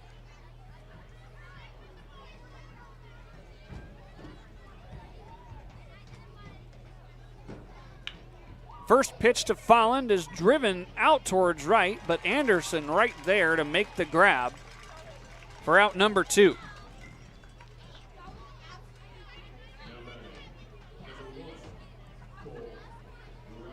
So now Cole Rogers back up to bat here for the 3rd time. Rogers, 5'9", 175.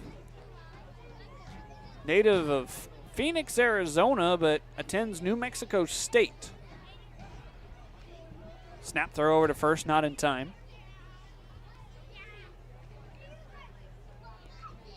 Rogers with the Aggies, batted .238.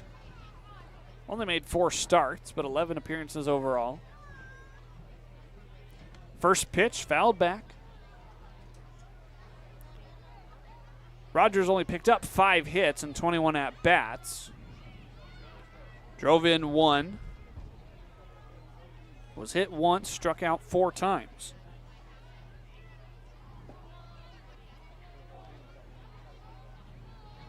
The 0-1. Right back up the middle, but at Kyler Bittner. There's a line drive right at somebody for the Pips. We head to the bottom of the 4th. The score is still 1-0 Walla Walla over Yakima Valley. Save now with Bi-Mart's latest savings book. Watch for it in your mailbox this week. 28-ounce Gatorades are 4 for $5. Fran's Donuts or sandwich bread is 2 for $5. Kettle Brand chips are 2 for $9. Plus find Key Men's Canvas Duck work pants for just $24.99 and Kleenex 4-packs for $6.99. And save in the bonus zone on Werner Jerky and Dawn Dish Soap. Saving our members more and keeping your dollars in your community. Bi-Mart since 1955. Seattle-born stand-up comedian and impressionist Adam Ray, live at Legends Casino, Friday, July 11th. Known best for his Netflix special, Adam Ray is Dr. Phil Unleashed, as well as his popular YouTube channel. If you don't know what Citizens app is, it's an app you can put on your phone that notifies you of all the danger that's lurking. That sounds like fun. Yeah, there's a lot of people cooking for Cocoa Puffs right outside your door. Tickets on sale now at Ticketmaster.com and Legends Gift Shop. Don't miss Adam Ray, live on July 11th at Legends Casino in Toppenish.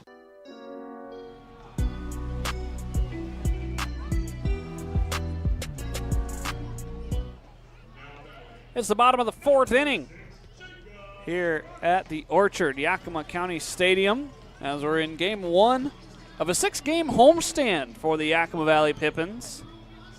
3 here against the Walla Walla Sweets, and then 3 this weekend against the Cowlitz Black Bears. Yakima Valley coming off of that 3-game road trip to Wenatchee. First pitch, Brooks sees. He fouls back towards the press box. Brooks has seen 2 pitches, and he's been swinging at both of them so far.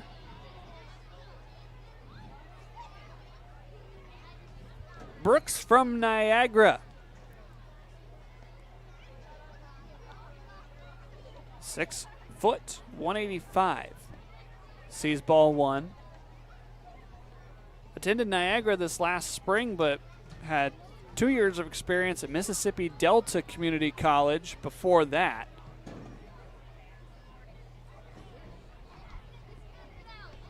That pitch finds the bottom of the zone.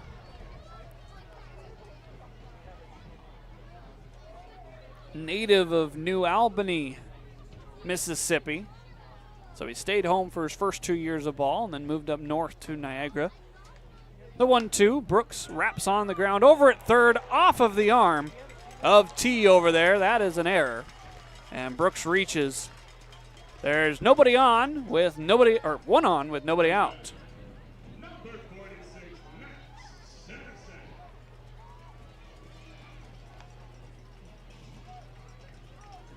Almost got caught saying that backwards there. I think I was starting to say nobody on with one out or none out. I don't know. Brooks reaches. First error of the game for Walla Walla. Now Max Sinisak.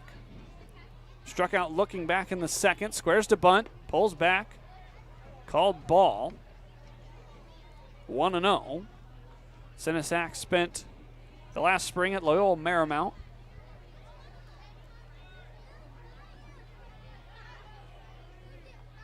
Check over to first. Brooks is back in time.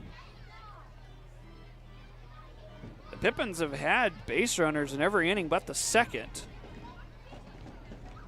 Haven't been able to get anybody across to this point. Another check over at first, not in time. Sinisak waving a dual-toned bat. Gold at the top, black on the handle. Squaring to bunt. Infield creeps in. The 1-0 is called a strike.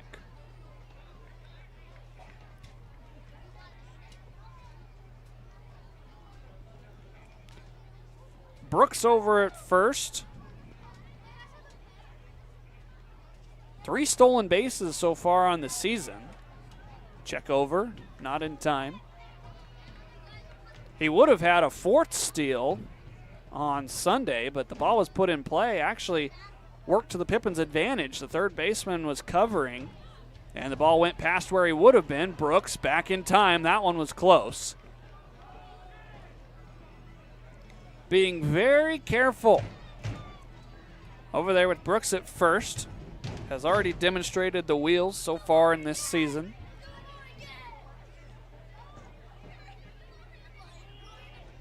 Gamera. Pitch comes home. It's a bunt laid down right along the first base line. He flips over to first. Probably could have tagged Sinisak if he wanted to, but instead goes the sure way. There's one out, but a successful sacrifice of Sinisak. There's a man in scoring position with only one out. That's a more routine 1-3 than we saw back in the third inning when the Pippins were on defense. There's Preston Allen, grounded out back in the first. Brooks a little bit too far off the bag, but he is able to get back in time. Drew a throw from Moses Gomera.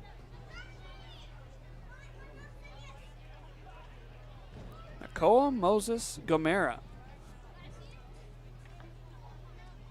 native of Kapolei, Hawaii. Pitch outside, ball one. Attended not Yakima Valley, Walla Walla Community College. So staying home, essentially, for the summer. 1-0, upstairs, 2 balls, no strikes.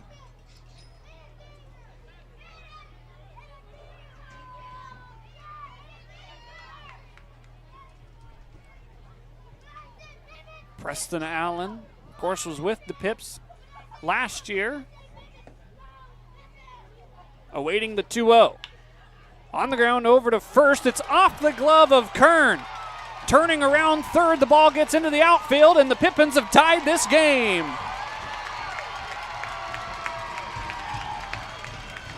Heads up base running by the speedy Jacob Brooks. And after the error by Kern, it's 1-1 here in the fourth.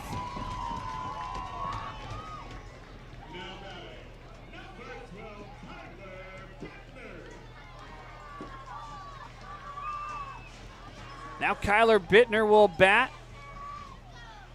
A man at first, 1 out. Eddie Kribbe down there at third is very aggressive on the base paths.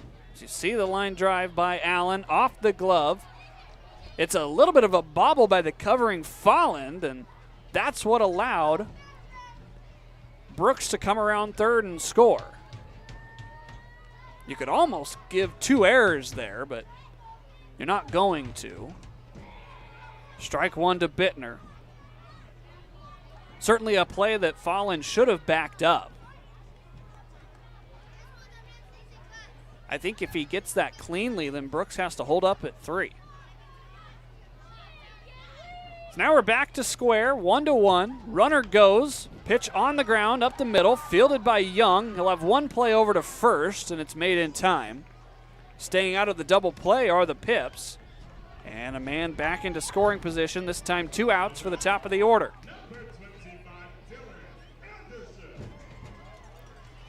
Dylan Anderson had a hit back in the 3rd. Base hit here would probably score the run, as it looks like Eddie Kribbe is going to have an offensive meeting with his leadoff man, Dylan Anderson.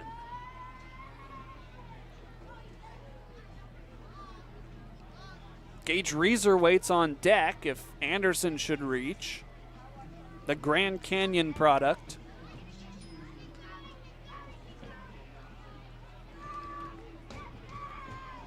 Allen last year with the Pips had 8 stolen bases, so you know he's got a set of wheels.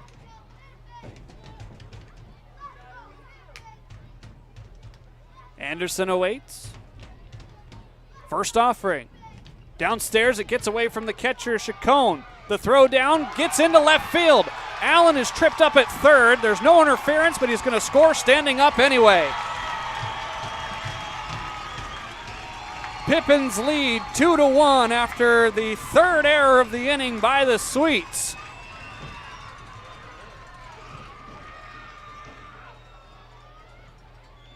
Allen had that base stolen, had the ball been in the dirt. Now it's probably called a wild pitch, but then the throw down, that's what allowed Allen to score. Anderson bats with the bases empty. First strike in there now. It's 1-1. Call it a wild pitch. And then scoring on an error as that one finds the zone 1-2. 3rd error of the inning by the Sweets. 1 by the 3rd baseman T, 1 by the 1st baseman Kern, 1 by the catcher Chacon as they get Anderson there swinging. But the damage has been done. 2 runs on the board in the bottom of the 4th, and Yakima Valley now leads 2-1. This is Pippins Baseball. I love coming in here. Everybody is always super welcoming. They always greet me by name. You can tell that everyone here actually likes working here. My favorite thing about Walla Walla orthodontics is how nice the staff are. They're funny, fun, and they're helpful. I had what was called 3D braces. They were the same color as my teeth. People would say, "Oh, you have braces?" They didn't even know that I had braces. I highly recommend this orthodontist office. What do you want? It's just not that easy. What do you want? Seafood? Mediterranean? What do you want? Hey guys, what about West Side Pizza? I love West Side Pizza. I love West Side. I love West Side. Yeah, the Hawaiian's great. Let's do pizza. West Side Pizza? Yeah. Problem solved. Gross. West Side Pizza, saving relationships since 1996.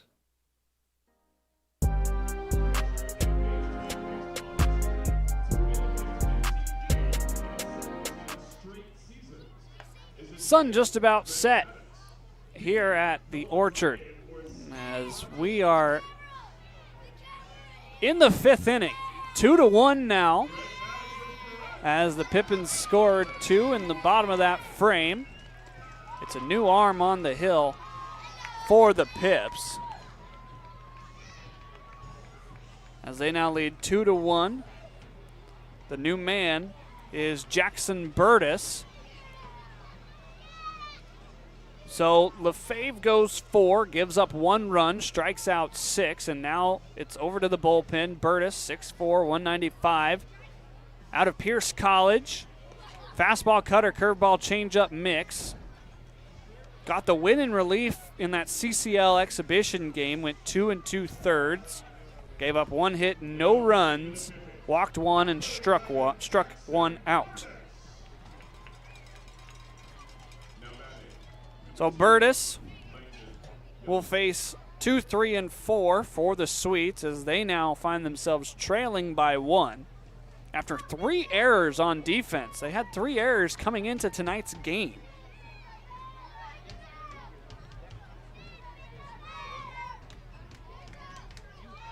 Here's Landon Young. First pitch called a strike to him.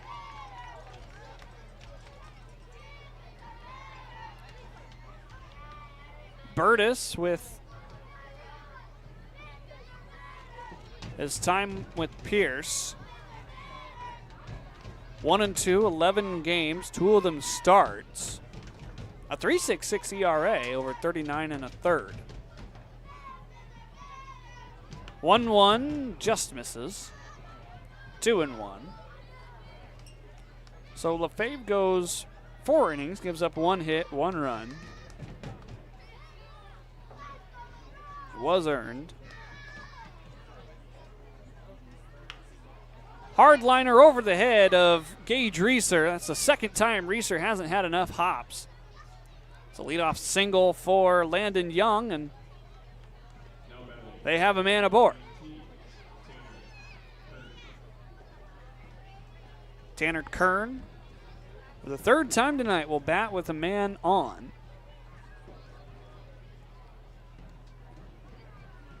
One last note on Lefebvre. Walked 5, struck out 6.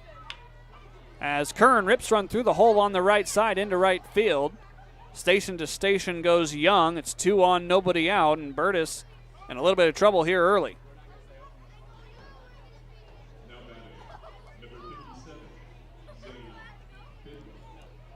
Zane Bidwell, who's flown out twice, the man up. Here in the 5th. Despite the little delay we had to start, this game moving fairly quickly.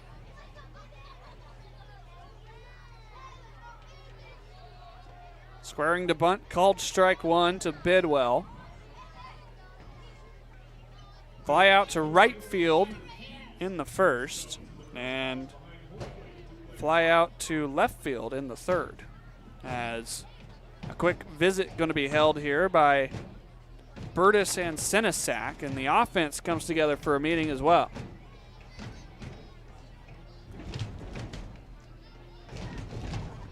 Good crowd on hand for the home opener in the regular season. After a little bit of a timeout, we've got 0-1 the count. Burtis on the hill. And Bidwell the batter with 2 on.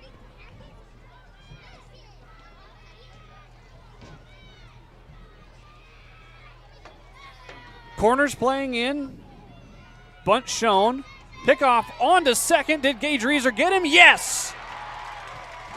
Good move on the mound by Burtis. And that's the first out of the inning. Good move by Burtis, and a good job of snagging the throw by Reeser. Bunt is down, on to first for 1, on to second, double play.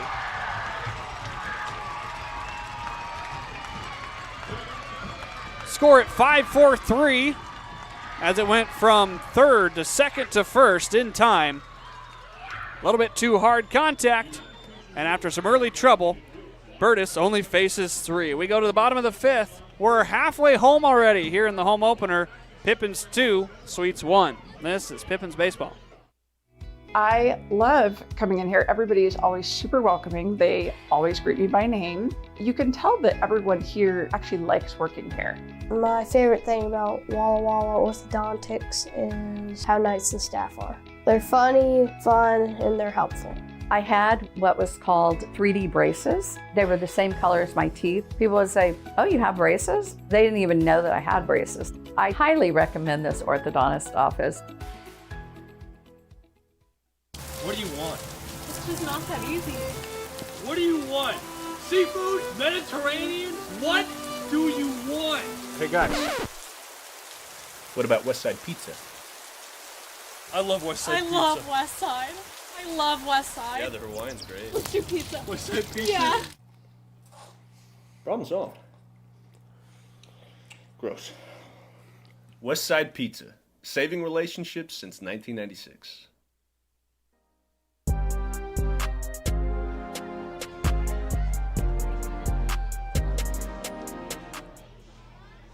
Crowd here at the Orchard energized after a 5-4-3 double play started by Brooks on to Bittner and to Rowan in time. That's the third double play of the season for the Pips. Comes at a huge situation after back-to-back singles to lead off the fifth. Burtis got Young napping out there at second. First pitch to Reeser down and away. And then the double play turn. So despite giving up 2 hits, Burtis faced 3. It's still Nakoa Moses Gamera out there as he misses 2-0. Trying to get through 5. Has only given up the 2 runs on 5 hits, but his defense has not helped him. 3 errors as this pitch rides inside and hits Reeser. Reeser was plunked twice in Sunday's contest, and he'll be a leadoff man aboard here in the 5th for the meat of the Pippins order.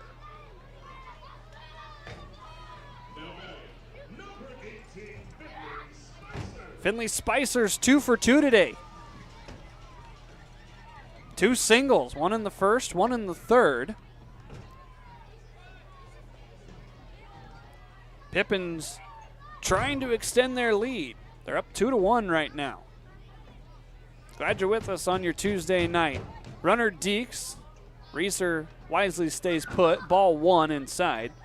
Pippins lead 2-1 after scoring 2 in the 4th. And then a double play in the top of the 5th that re-energizes crowd. Next one misses. 2-0.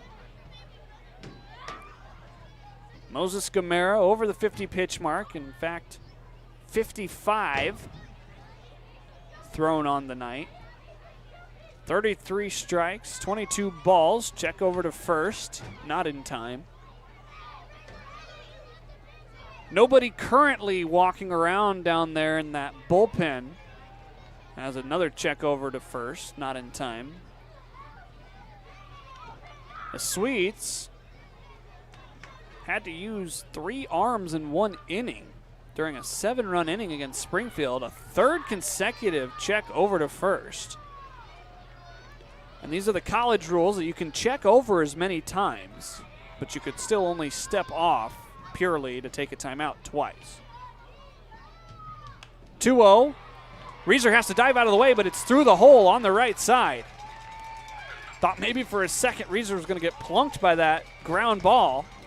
Shift was on for Spicer, and he's got 3 hits tonight.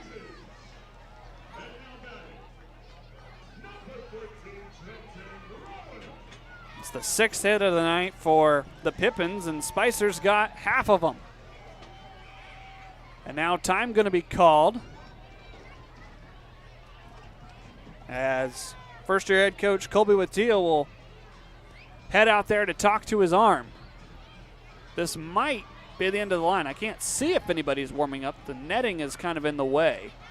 Either way, the Pips will have an offensive meeting, and the Sweets a defensive meeting up there on the hill. While we have a second, let's look at some other scores for some games in action. Top of the 9th inning in Port Angeles, the Night Owls lead the Lefties 7-0. In Wenatchee, it's 13-0. Apple Sox over Kelowna Falcons, bottom of the 8th. Wenatchee looking to get their 3rd straight commanding victory, scoring double digits 3 days in a row. Bellingham up 3-0 at home in the top of the 9th on the North Paws. They're looking to shut that one down. Bend is up 10-1 on Springfield in the top of the 7th. The Marion Berries up 9-3 on Ridgefield in the bottom of the 8th. A final from tonight's action, Edmonton defeats Victoria 13-3. As the field staff here throwing out some souvenirs. Trenton Rowan up. First pitch he sees is a ball outside. Leadoff hit by pitch and a single. Man, it's a crowd over here for the Souvenirs. The 1-0, Rowan puts a drive into this one, but it's going to hang up. Tagging at second, but holding up is Reeser. For out number 1. I tell you what, everybody wants a piece of these softy baseballs they're throwing out. It is a mass casualty situation over here. We got people diving all over the place. There's some noise for the Sweets defense to think about. As now Jaden St. Cyr bats.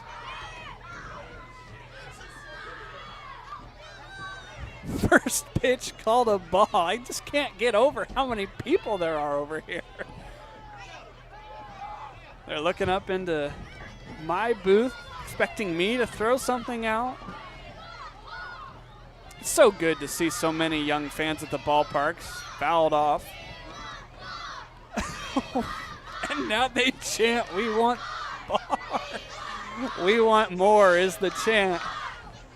You can't run out on opening day.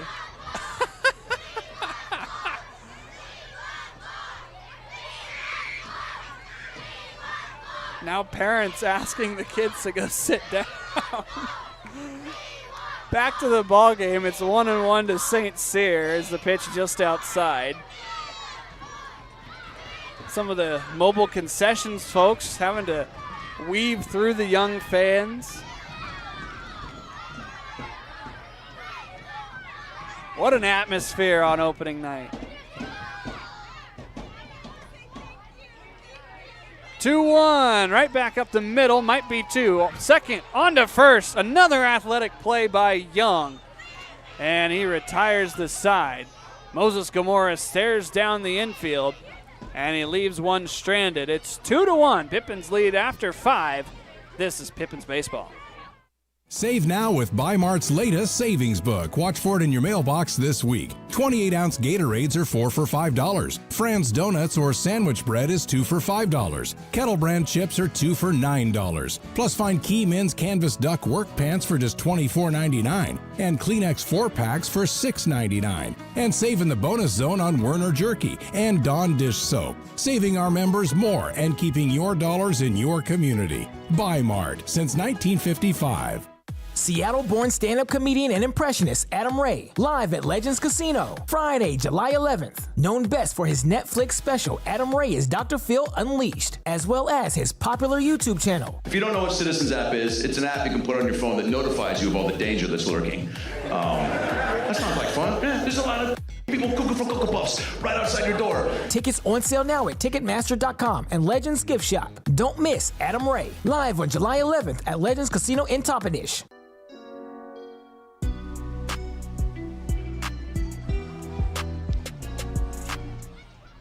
Top of the 6th inning here on a very active night in Yakima County Stadium. The Orchard, as it is affectionately called by Pips fans. The sun continues to set as we are under the lights here in the Yakima Valley Pippins home opener.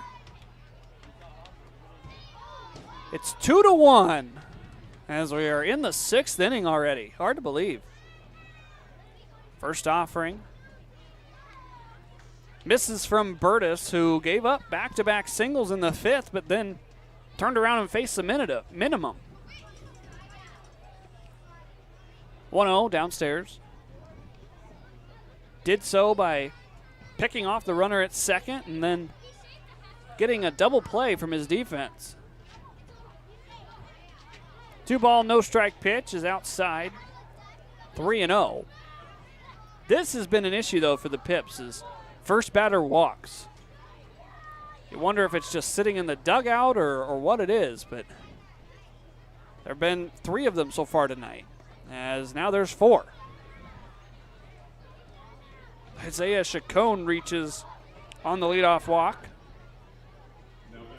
And now Trevor T., who committed one of the 3 errors back in the 4th inning that allowed the Pippins to take the lead, trying to get some revenge for himself.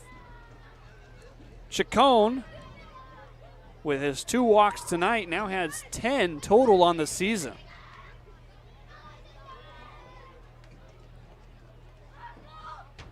First pitch, squaring to bunt. He went around. It's actually foul tipped into the mitt.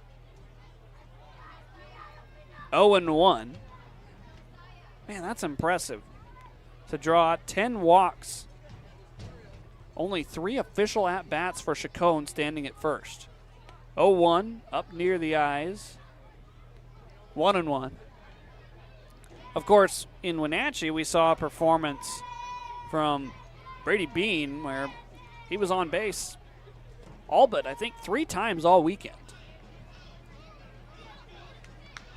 Those are valuable guys to have on your team to be able to just get on base any way they can. I'm sure Chacon will sacrifice his batting average for a couple of walks.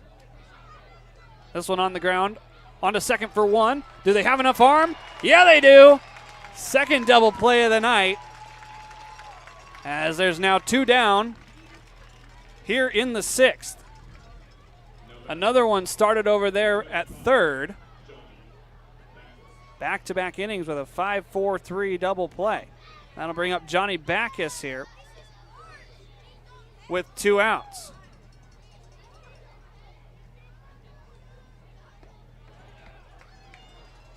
First pitch called a strike. Backus, the lefty.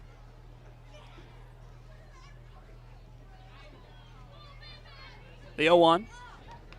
That one brought back in by Sinisak, and now Burtis is yet again a pitch away from facing the minimum here, despite giving up a leadoff base runner.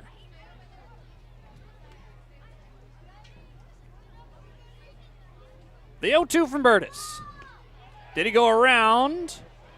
It's called a ball.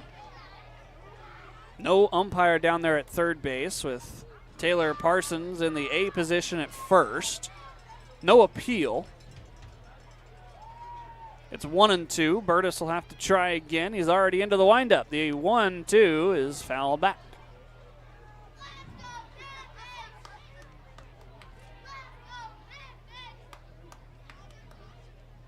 LaFave went 4. Burtis trying to get through 2, and there's nobody up in the pen, so assuming this is his game. The 1-2. Downstairs. It's now 2-2. Remember, we got postgame fireworks to follow this one. We'll try and extend the pregame, or excuse me, the postgame for a couple of minutes, so maybe we can catch some of those. 2-2 from Burtis. Outside, Sinisak snags it. Now Burtis has to work a payoff to Johnny Backus. 0 for 6 this season with 4 strikeouts. 3 balls, 2 strikes. The payoff. Wave and a miss. Burtis fired up as he dances off the mound. And the Pips leave nobody on as they face the minimum yet again here in the 6th. We've got, it's 6, 7, and 8 due up for Yakima Valley. This is Pippins Baseball. The Coliseum in Rome had their gladiator games, but it can't compete with Legends Casino Hotel's Coliseum of Cash. During our Summer of Games Thursday drawings in June, we're giving away over $77,000 in cash, plus a new Kawasaki side-by-side. Just use your Legends Rewards card to earn entries. Who needs Roman chariot races when you can leave them all in the dust in a Kawasaki side-by-side? All hail Legends Casino Hotel in June, and let this Summer of Games begin. At Cascade Natural Gas, we help smart businesses cover their bases. Old, new, and in between. No matter the age of your building, they all benefit from energy-efficient choices. Cascade Natural Gas offers a long list of incentives for energy-efficient upgrades. Upgrades that save your business money every day. Become one of the many Cascade business owners benefiting from the quality, comfort, and savings of energy-efficient upgrades. Join Team Energy Efficiency and take advantage of rebates from Cascade Natural Gas. Hey, your homework done? Yep.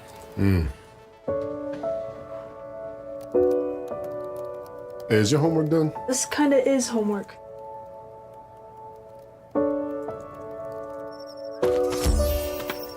So, what do you think? I'm so proud of you. Can I play some more? Is all your work done? Washington's Lottery is a proud partner in the goal to promote college and career training. Each time you play, you're helping students statewide. First pitch in there to Jacob Brooks is a ball. Pippins have had some much better defense the last couple of innings. 1-0, called a strike, 1-1.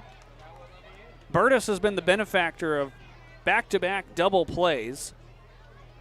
He's also struck out one. Despite giving up 2 hits and a walk, he's faced only 6. Brooks, pitch rides way inside on him. It's 2-1, and that's the score, 2-1.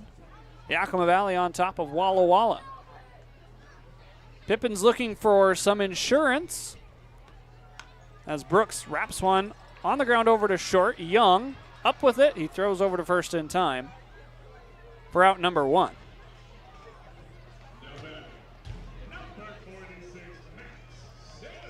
So now Max Sinisak will take over in the box. Had 2 hits on Sunday, 2 RBI, but so far tonight 0 for 2 with a strikeout looking and a ground out. First pitch downstairs. 1-0. Moses Gamera back out there for the 6th with his Dusty May inspired haircut.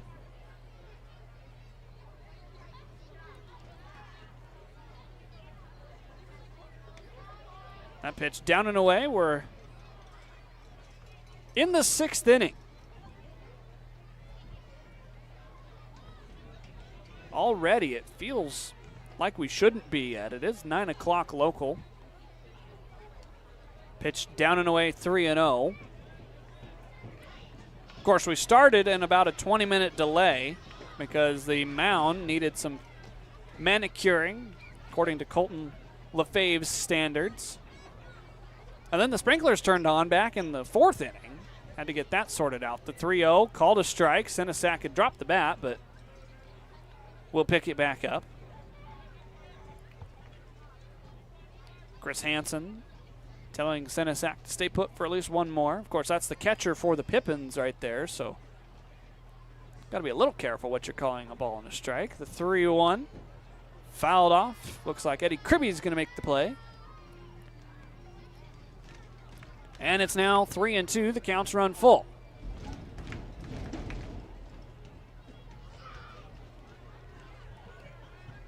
I have not seen a capacity crowd at this ballpark, but it does hold 2,800. We're not there, but I've had to guess we're probably in that 1,500 area as Sinisak flies one out to left. Making the grab is Rogers. Out number 2 here in the 6th. I think expected total numbers for tonight were maximum of 2,000. We might be close. I don't know. A couple of folks have left as the weather's kind of gotten a little cooler. But it's a picture-perfect night for baseball. As Preston Allen takes strike 1 on the outside black. And what a nice backdrop we have here at the Orchard. Allen serves one, foul territory, left side, into foul territory is T. He makes the grab. And that's out number 3 here in the 6th. We go to the 7th inning. It's starting to get late here at the Orchard. Don't go anywhere. Top of the 7th is next. This is Pippins Baseball.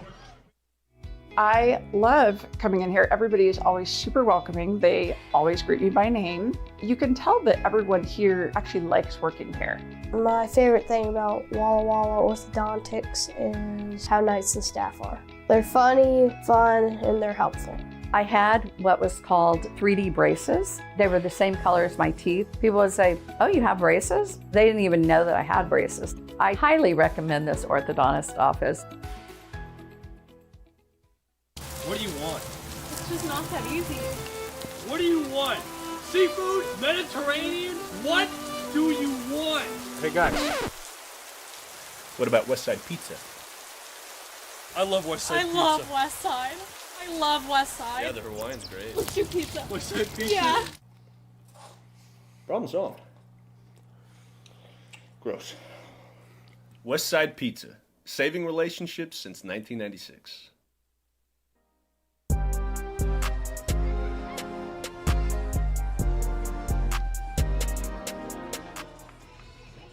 Another new arm on the hill here to begin the top of the 7th. It's Evan Ellis to take over for Jackson Burtis, who faced the minimum despite giving up 2 hits and a walk.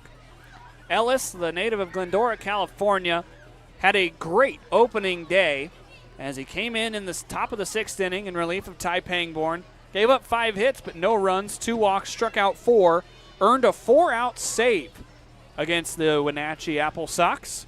And so he's coming off of that strong appearance, has not pitched yet since that. On the mound for the first time here in his home stadium. Burtis goes 2, does give up 2 hits, but no runs, only 1 walk, and 1 strikeout. Was the benefactor of a pair of double plays turned in the 5th and 6th innings. And as it stands right now, Burtis is currently in line for what would be a Pippins win should this score hold. It'll be 8-9-1 due up for Walla Walla. Schaefer, Fallon, and then back to the top with Rogers. In the bottom, after we stretch, it'll be 9-1-2 due up for Yakima Valley. So a pretty good opportunity here to hang a 0 and put up a big number in the bottom of the 7th. But first, Ellis needs to get through Schaefer.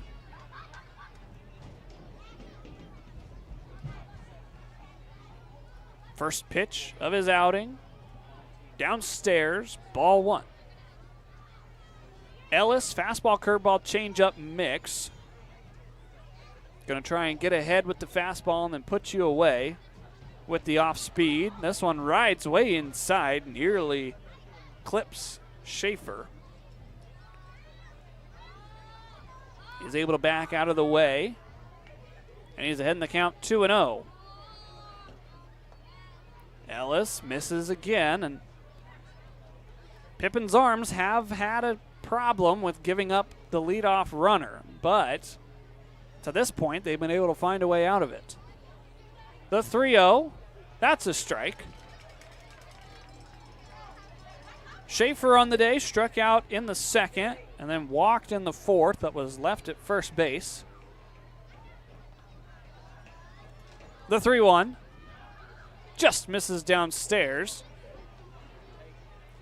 Ellis unable to get the call, and there is another leadoff man aboard. The last time a leadoff man walked, he was doubled off. Chacon was doubled off on that 5-4-3 double play in the 6th.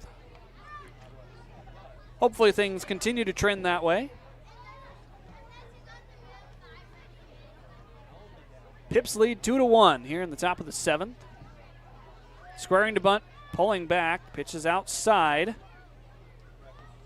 to Nigel Fallon. Fallon drove in the only run for the Sweets so far on an RBI single back in the 3rd. He flew out in his other plate appearance as this is bunted, foul. Fallon bunted that hard, and Brooks actually was coming up to meet it, but I think thankfully I'm glad that he didn't touch that because he might have been in fair territory, and you never know with some umpires how they're going to call that.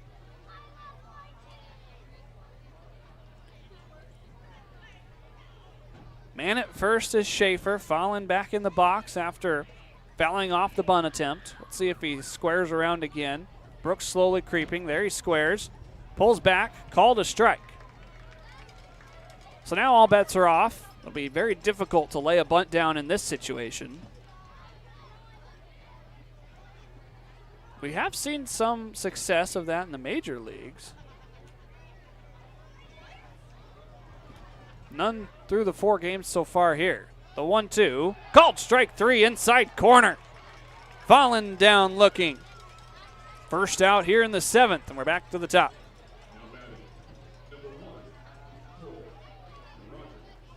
Cole Rogers is 0 for 2 today. Walked back in the first.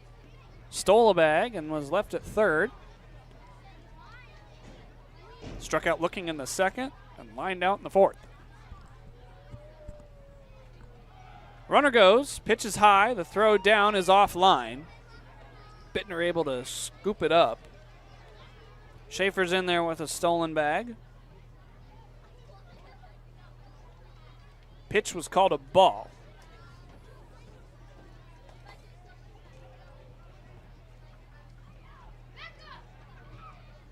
For Schaefer, that's his first stolen bag. He was caught stealing earlier in the season, so he's 1 for 2 now.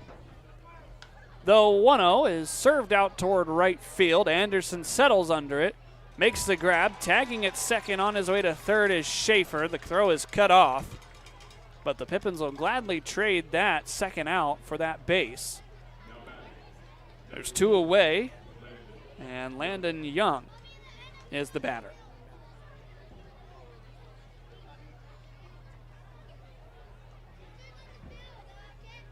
Young struck out looking in the first, walked in the third, got a single against Burtis in the 5th, but then was caught on a pickoff attempt.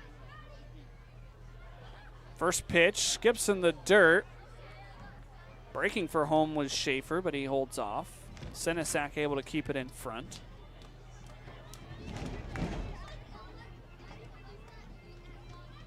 Ellis, the third man out of the pen.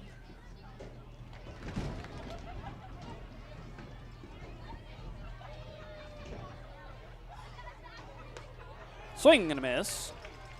There's strike 1. Evens the count.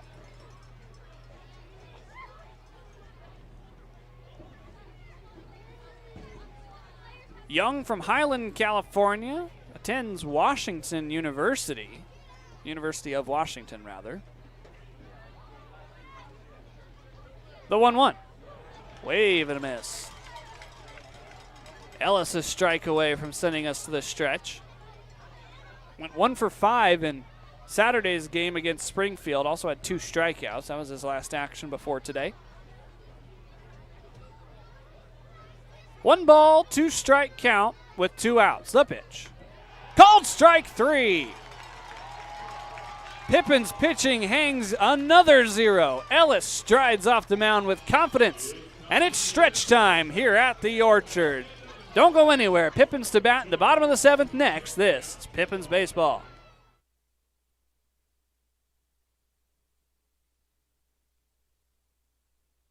Save now with Bi-Mart's latest savings book. Watch for it in your mailbox this week. 28-ounce Gatorades are 4 for $5. Fran's Donuts or sandwich bread is 2 for $5. Kettle Brand chips are 2 for $9. Plus find Key Men's Canvas Duck work pants for just $24.99 and Kleenex 4-packs for $6.99. And save in the bonus zone on Werner Jerky and Dawn Dish Soap. Saving our members more and keeping your dollars in your community.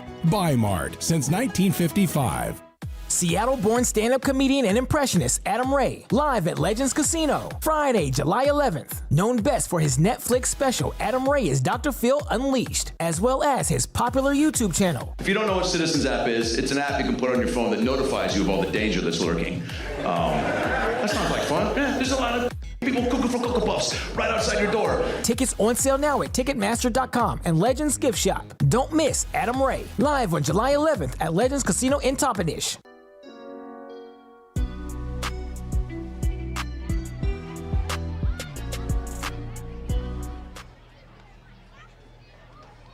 A new arm in for the Walla Walla Sweets. It is number 44, In dark blue, Aiden Cube, the lefty, 6'3", 205, out of Biola U, native of Rancho Cucamonga, California. The sophomore enters this one after Nakoa Moses Gamero went 6 innings, gave up 6 hits, 2 runs, none earned. And that'll bring up 9-1-2 for Yakima Valley, Bittner, Anderson, and Reeser.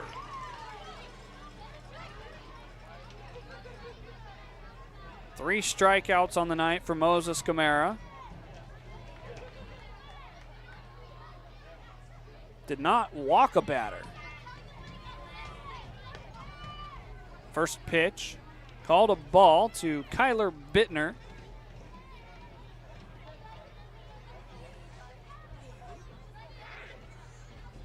Bittner playing second base for the Pips. That one called a strike by home plate umpire Chris Hansen. Native of Mountain View, California, attends Canada College.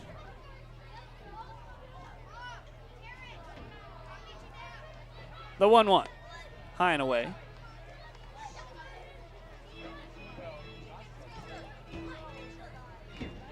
With the Colts, batted .301 in 40 games.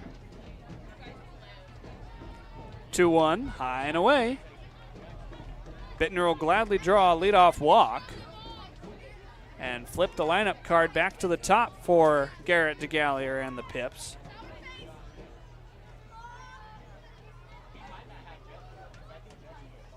.3-1 on the way from the new arm. Wave and a miss. Had one he wanted to swing at and comes up empty. Be a payoff pitch on the way from Cube.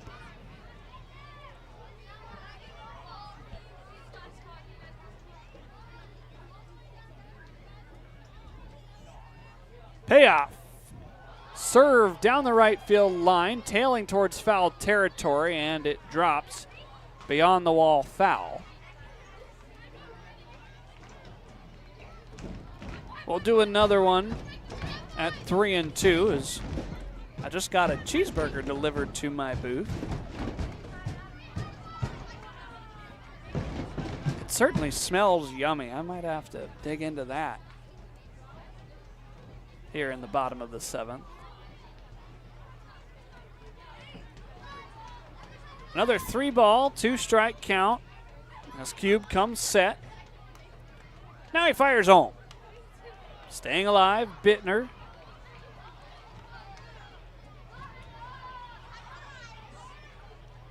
What a wonderful range of concessions here at the ballpark. You could eat here and have something different every night, which I might do. Another payoff, down and in to Kyler Bittner. He draws a leadoff walk. I certainly don't want the burger to get cold, but job comes first as Dylan Anderson singled in the 3rd. Other than that, strikeout, line out. Lefty-lefty matchup here with Cube. A lot of righties in this Pippins lineup as Anderson squares to bunt. Gets it down. Bittner charging. The throw down from Chacon gets Anderson, but he does his job. There's one down and a man in scoring position.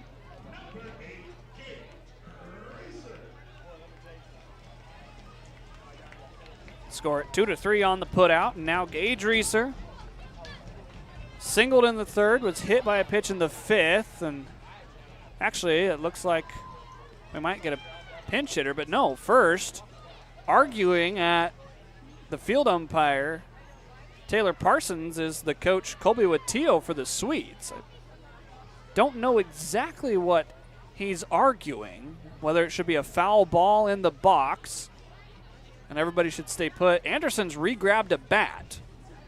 So I think that's what they're thinking here is it could have been a foul ball, and now Chris Hansen gets into the conversation.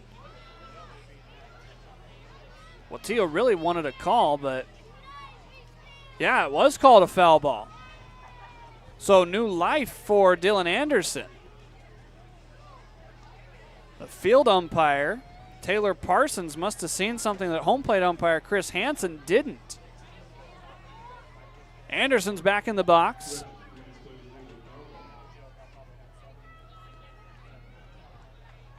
So the count's 0-1. We'll see if Anderson squares to bunt again or if he's swinging away. He does square, pulls back, pitches down, 1-1. Well, let's see if Anderson can do something with some new life. He definitely thought he was hit. He ran it out anyway because you can't assume anything. Bittner at first, the 1-1. Anderson gets the bunt down this time. Definitely no question whether or not he was hit. The throw almost late, but they got him. Cube took his sweet time getting that ball over to first. But same results as the previous play. One down and a man at second. Anderson does his job again. And that will bring up Gage Reeser, the shortstop. Singled and hit by pitch.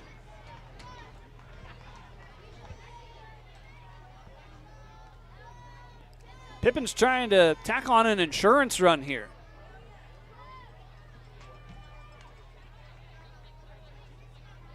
Cube checks the runner at second. Bittner dancing off. The first pitch to Reeser, served foul into the screen.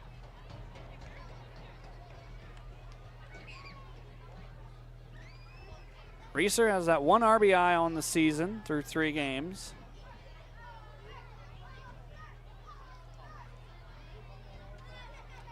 Bittner has wheels. I think a base hit anywhere might score him. Shortstop Young playing clear on the grass. The 0-1 fouled off, 0-2. Now Reeser will have to fight to stay alive.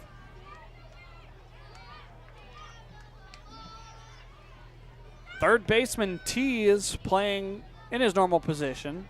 Filand holding Bittner on. Big gap on the right side of the infield. See if Reeser can poke one over there. Cube's 0-2 pitch. High and away.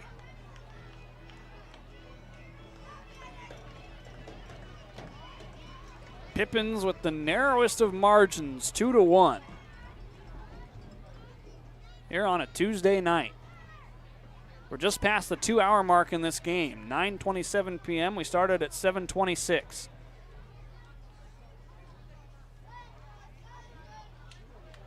Cube checks Bittner. Time is called. And it's a delay. Cube took too long. It's now 2-2. Pitch clock violation. No visible pitch clocks here in the ballpark, or I think any ballpark. But the umpire does wear a timing device on their belt, and similar to like a back judge in football, it vibrates at you when the time's up. Is this one's served, but foul into the Pippins bullpen down the left field line. So despite not having any visual markers as a pitcher, you kind of have to keep that in mind when you're on the mound as the internal clock. You hear a lot of baseball players talk about infielders with their internal clock trying to get the ball over to first base in under 4 seconds. 2-2. Bittner serves this one out to center, and it will drop. Reeser rounds hard, but a single's all he's held to. That was Gage Reeser swinging that one. Bittner was the one that advanced from second to third, read that well, saw it down. And with only one out, you got to assume that Reeser will probably take off with runners at the corners.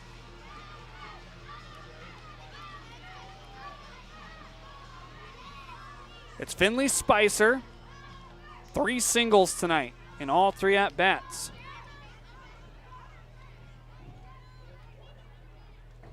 One out here in the 7th.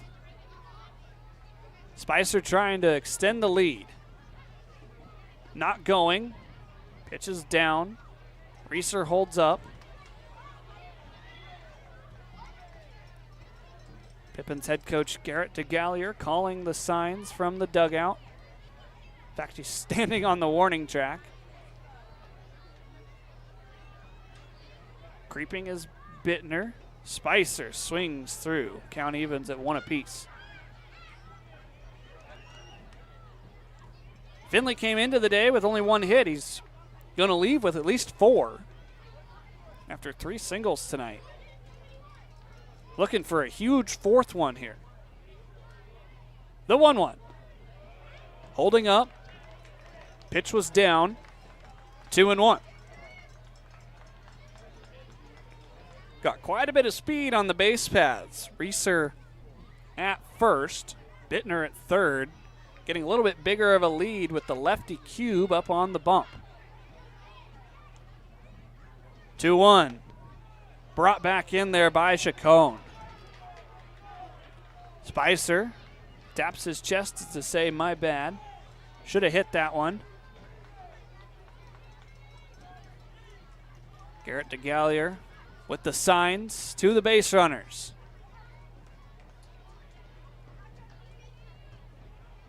And a violation going to be called on Spicer. He is out on strike 3. Wow. Back-to-back at-bats where there's a pitch clock violation, 1 against the Sweets and now 1 here against the Pippins. And a little bit of that's on the coaching staff for calling time so late to give over the signs, but Spicer strikes out. I think that's the first time I put down pitch clock as a strikeout in my young broadcasting career. And now it's Trenton Rowan who picked up a single in the first inning as the last hope here in the 7th.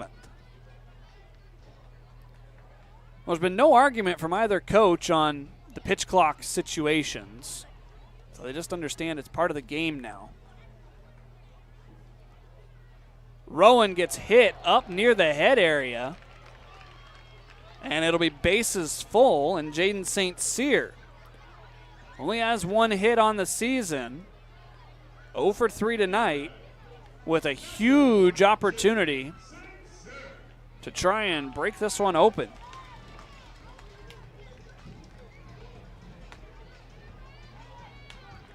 Bittner at third, Reeser at second, Rowan now at first on the hit by a pitch.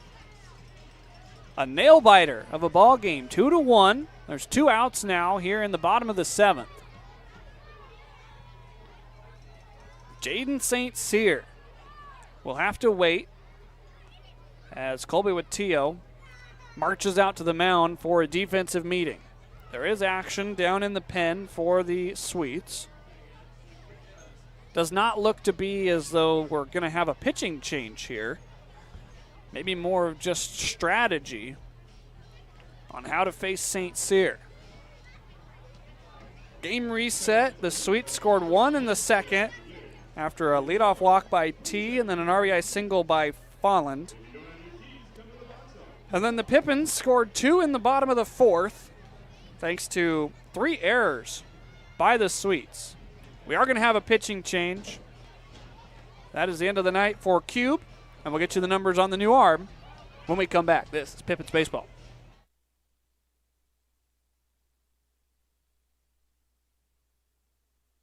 I love coming in here. Everybody is always super welcoming. They always greet me by name. You can tell that everyone here actually likes working here. My favorite thing about Walla Walla Orthodontics is how nice the staff are. They're funny, fun, and they're helpful. I had what was called 3D braces. They were the same color as my teeth. People would say, oh, you have braces? They didn't even know that I had braces. I highly recommend this orthodontist office. What do you want? It's just not that easy. What do you want? Seafood? Mediterranean? What do you want? Hey guys, what about West Side Pizza? I love West Side Pizza. I love West Side. I love West Side. Yeah, the Hawaiian's great. Let's do pizza. West Side Pizza? Yeah. Problem solved. Gross. West Side Pizza, saving relationships since 1996.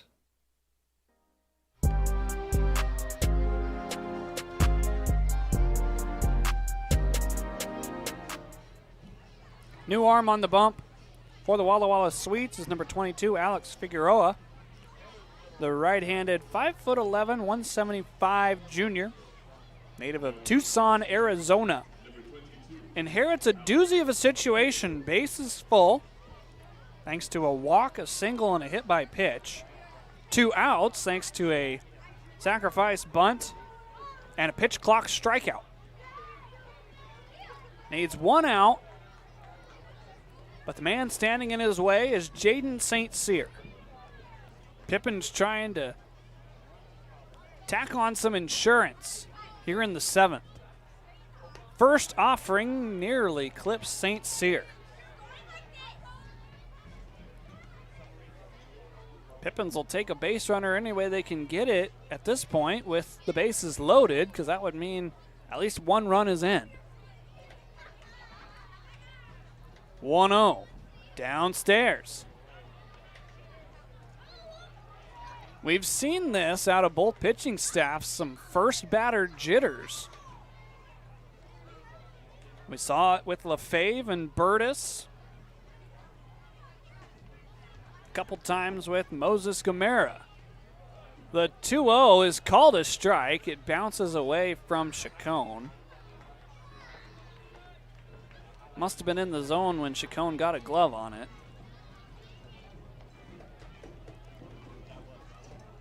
It's 2-1.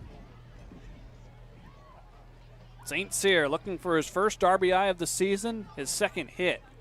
2-1, fouled back towards the press box. Did someone grab it? It went into the window. That's what I'm saying. The netting actually gives us a chance at some foul balls.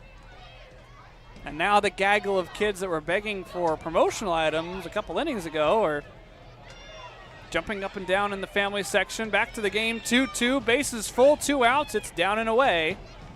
The count runs full. The ball is tossed out of the press box into the row of seating, and one of the young fans comes up with it. Big situation. 3 on, 3 balls, 2 strikes, 2 outs. St. Cyr at the dish. The pitch. Runners go. Served into left field, hanging up for Rogers. He has a beat on it. And the Pippins leave the bases loaded in the bottom of the 7th. 2 more innings of play left to go. It's 2-1. Pippins over Sweets. This is Pippins Baseball.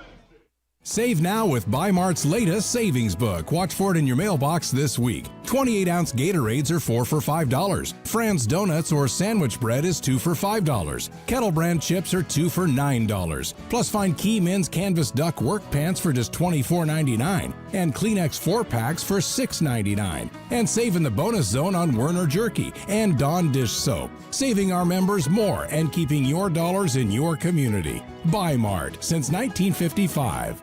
Seattle-born stand-up comedian and impressionist Adam Ray, live at Legends Casino, Friday, July 11th. Known best for his Netflix special, Adam Ray is Dr. Phil Unleashed, as well as his popular YouTube channel. If you don't know what Citizens app is, it's an app you can put on your phone that notifies you of all the danger that's lurking. That sounds like fun. Yeah, there's a lot of people cooking for Cocoa Puffs right outside your door. Tickets on sale now at Ticketmaster.com and Legends Gift Shop. Don't miss Adam Ray, live on July 11th at Legends Casino in Toppenish.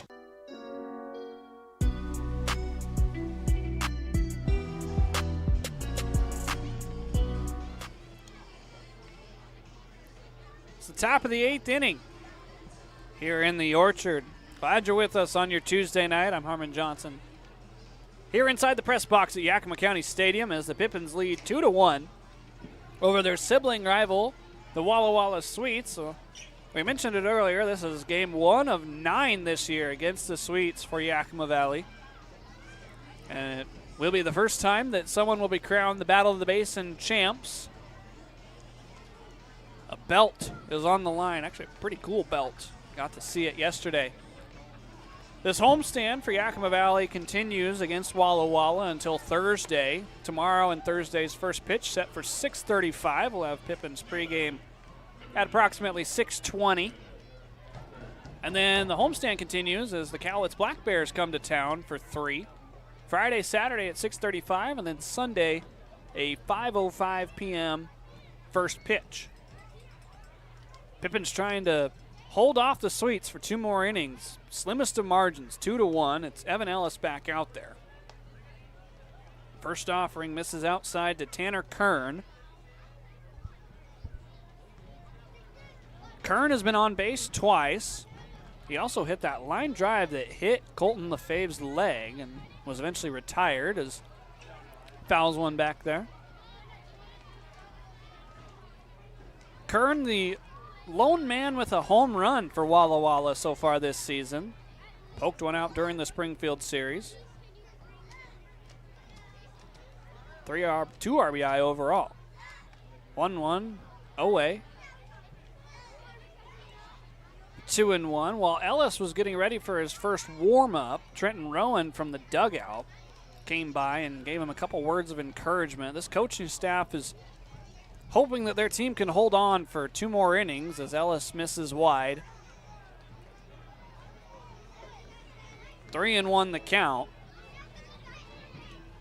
Certainly a change of pace after a couple of bigger losses up in Wenatchee. 10-0 on Saturday, and of course 17-4. As this one is served into foul territory. Brooks, does he have room? Yes! That time he has room. Secures the out, and that is a huge sigh of relief from Evan Ellis.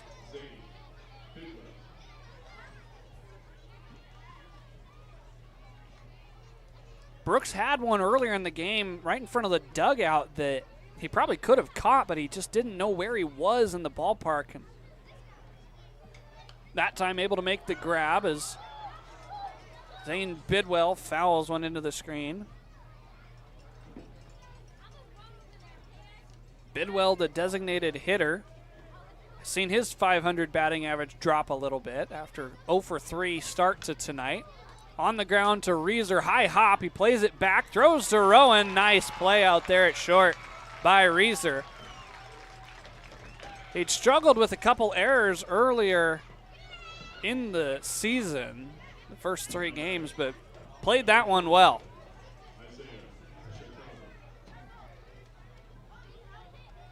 It's not a last hope here in the 8th is Mr. Walk himself, Isaiah Chacon. 10 walks on the season.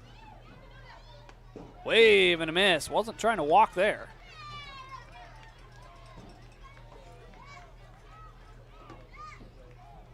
Chacon also struck out looking in the first. 0-1 downstairs.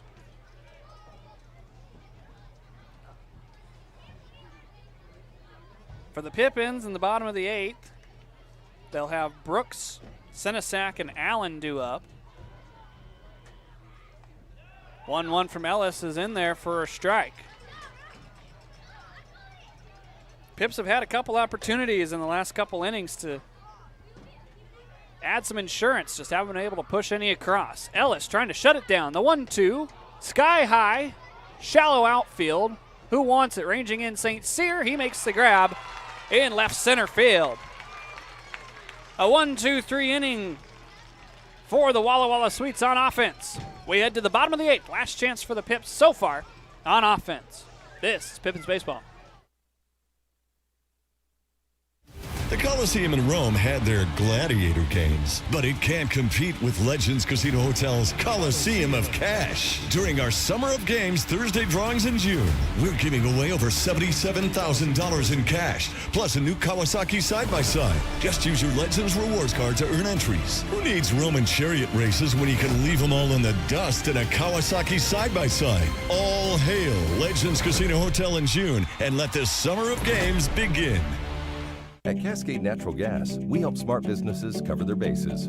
Old, new, and in between. No matter the age of your building, they all benefit from energy-efficient choices. Cascade Natural Gas offers a long list of incentives for energy-efficient upgrades. Upgrades that save your business money every day. Become one of the many Cascade business owners benefiting from the quality, comfort, and savings of energy-efficient upgrades. Join Team Energy Efficiency and take advantage of rebates from Cascade Natural Gas. Hey, your homework done? Yep.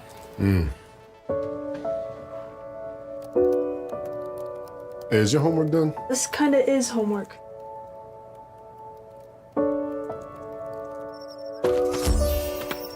So, what do you think? I'm so proud of you. Can I play some more? Is all your work done? Washington's Lottery is a proud partner in the goal to promote college and career training. Each time you play, you're helping students statewide.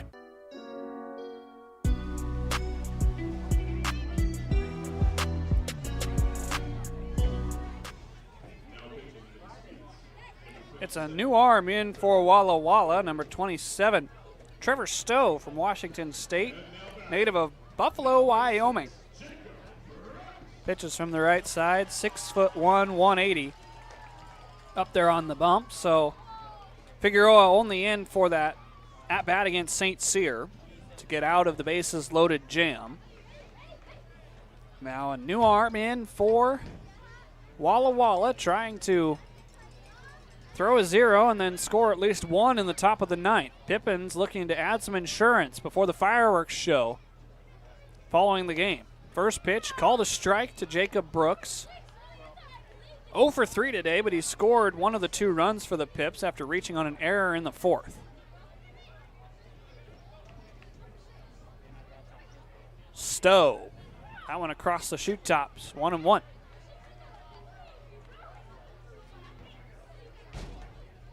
Couldn't have asked for a better opening night. It's a beautiful night. Calm conditions, big crowd, good ball game, 2-1. Pitch down and away. Count moves to 2 balls, 1 strike. A lot of young fans in attendance today. You hope that they come back tomorrow for Winning Wednesday. 2-1, served foul. And then, of course, Thursday, the series finale against Walla Walla is Thirsty Thursday. So those of you of age, come on out, enjoy some discounted drinks.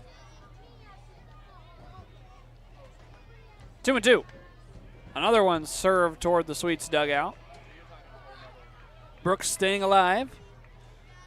Brooks in this park, actually against the CCL team, had a triple that was turned into a Little League style home run.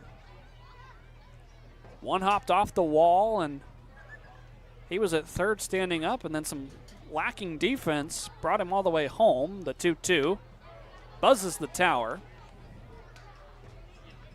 It's 3-2. I mentioned already the 3 stolen bases for Brooks on the season. Certainly has some wheels. You'd love to see him get on and get into scoring position with nobody out. The payoff. There it is. Ball 4. Brooks on for the second time today. And the first batter Stowe sees is a walk. Chacon heading out to talk to his righty as Max Senesac gets ready to go in the on-deck circle.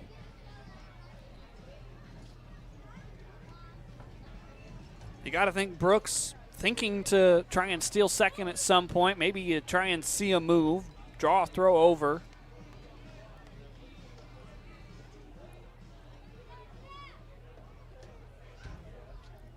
Senesac 0 for 3 tonight, but had 2 singles and 2 RBI in Sunday's game. Squaring to bunt.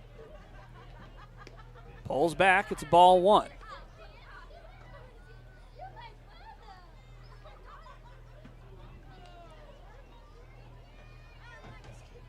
Pippins have not been afraid to play small ball and be aggressive on the base paths so far in this game. Just haven't been able to get a lucky hop or two as Senesac squares, pulls back. Brooks down to first, he's back in time. Good snap throw by Chacon.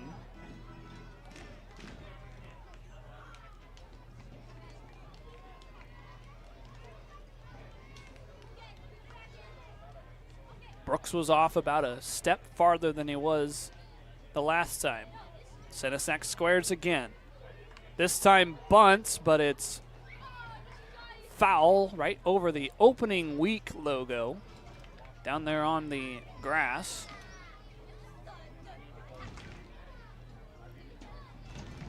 Two and one. We'll see if Senesac tries to get the bunt down one more time. Stowe pumping the fastball in at 90 plus.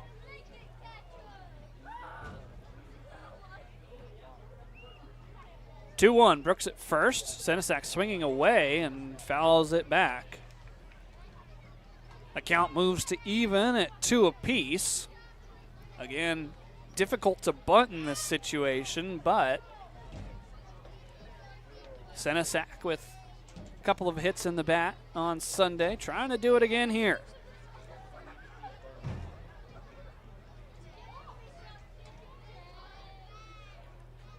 Pippins trying to get some fireworks started early before the postgame presentation. The 2-2. Did he go around? And no, he did not. Pitch was down. Tyler Parsons in the B position. Didn't have the best look at it. Definitely a better look than if he was in the C position. Over between second and third. And now the count moves full. 3 balls, 2 strikes, man at first. There goes Brooks. Swing, and this one's a liner right out to center field. Brooks is going to have to hurry back to first. Ball nearly cut off, and it's a double play. Brooks unable to get back in time. Senesac had to swing to protect 3-2, but a tough break for the Pippins offense. And quickly there's 2 down on the line out to center field. We've seen that twice now in this season. The first time, the man at the plate, Preston Allen, was at first. It was the 9th inning of Saturday's contest against Wenatchee. Got a pinch hit single and then was doubled off. First pitch, misses away. 93 out of the hand. So a leadoff man erased. 1-0 to Allen. Softly out to short. Young up with it. Throws over to first. And in time to retire the side. So the Pips will have a narrow 1-run lead going into the top of the 9th. Last licks for the Sweets as we get ready for the final inning of play. This is Pippins Baseball.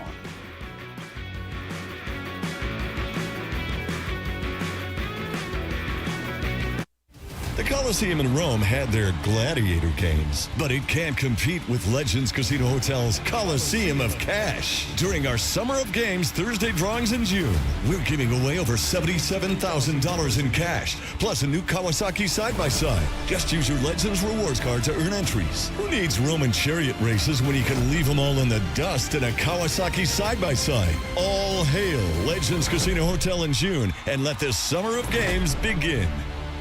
At Cascade Natural Gas, we help smart businesses cover their bases. Old, new, and in between. No matter the age of your building, they all benefit from energy-efficient choices. Cascade Natural Gas offers a long list of incentives for energy-efficient upgrades. Upgrades that save your business money every day. Become one of the many Cascade business owners benefiting from the quality, comfort, and savings of energy-efficient upgrades. Join Team Energy Efficiency and take advantage of rebates from Cascade Natural Gas. Hey, your homework done? Yep.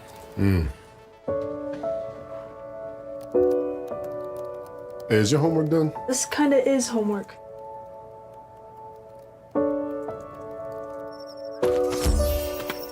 So, what do you think? I'm so proud of you. Can I play some more? Is all your work done? Washington's Lottery is a proud partner in the goal to promote college and career training. Each time you play, you're helping students statewide.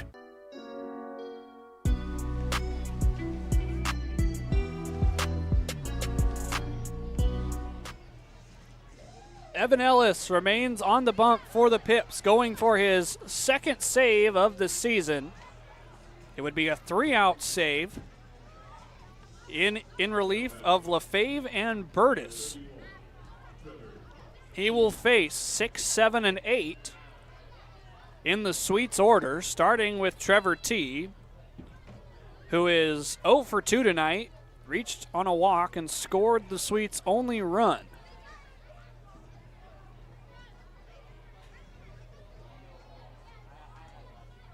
First pitch hits him. Tying run aboard, and the go-ahead run now stands at the plate for the Sweets.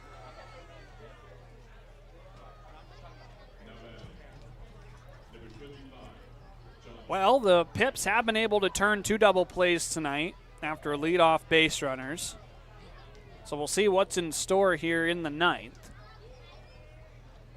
It's Johnny Backus at the dish, who's struck out all 3 times tonight and fouls the first pitch back. Backus with the hat trick, up to 5 strikeouts on the season. He's 0 for 7.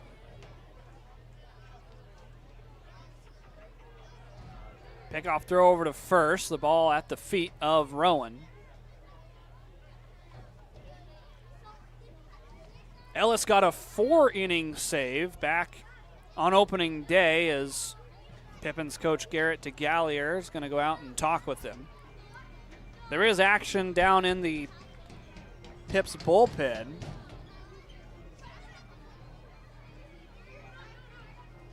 Just a calm down type meeting, as looks like Seth Mahler has gotten up and started throwing. Branson Rozier re-loosening up after warming up earlier in the game. You want to stick with Ellis, though, and try and only use 3 pitchers in this game 1 of a 6-game homestand.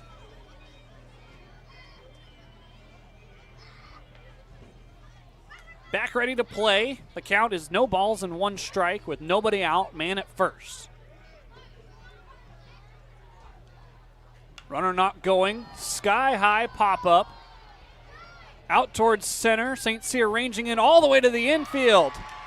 What an athletic play by St. Cyr from middle center field to come all the way to the cut of the grass. It's probably the shallowest F8 you've ever seen in your life. And that's a very important first out. You see him breaking in, running all the way. Reeser had no idea where the ball was. And now it's a pinch hitter for the Sweets here in the 9th. It's Dominic Cadiz. Pinch hitting for Schaefer, who has walked twice and struck out. First pitch. This one out to St. Cyr again, a little more routine. He hauls it in for the second out. And now the last hope for the Sweets is Nigel Folland, who is 1 for 3 today with the only RBI single. If there is a guy to drive one home, it's him, but for the Pips' sake, you're glad you're facing the 9 hole. Ellis' first offering is inside, ball 1.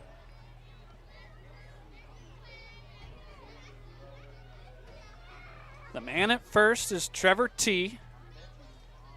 Man on the mound is Evan Ellis. 1-0 outside. 2-0.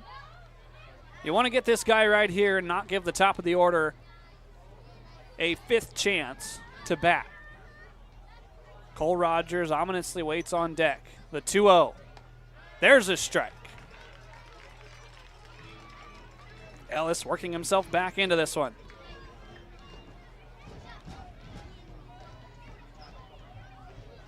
The Sweets scored 1 in the second and nothing since. The 2-1 pitch. Called a strike. Got the call.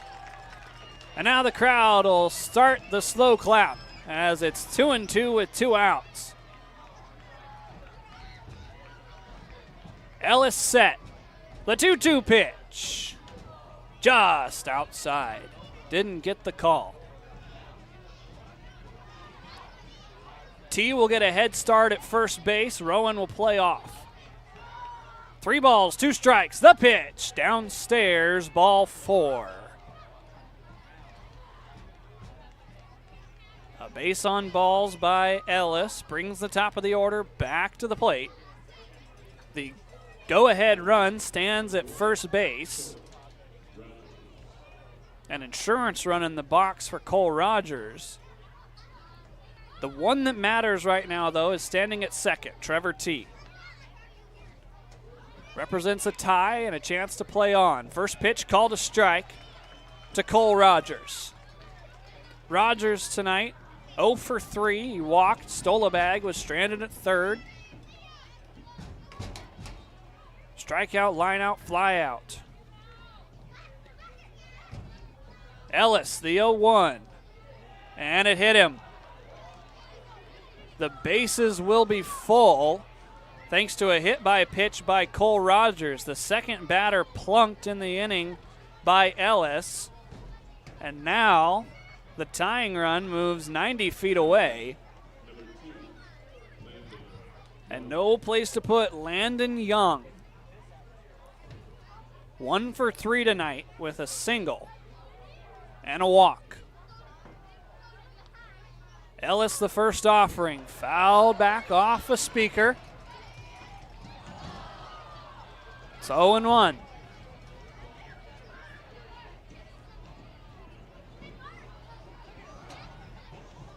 Trying to slow the game down is Evan Ellis. The 0-1 pitch, breaking ball near the top, but doesn't get the call. It's 1-1. Pippins trying to advance to 17-14 all-time at home against Walla Walla. Earn their 32nd win of the series. 1 ball, 1 strike. Pop up, and it will not stay in play.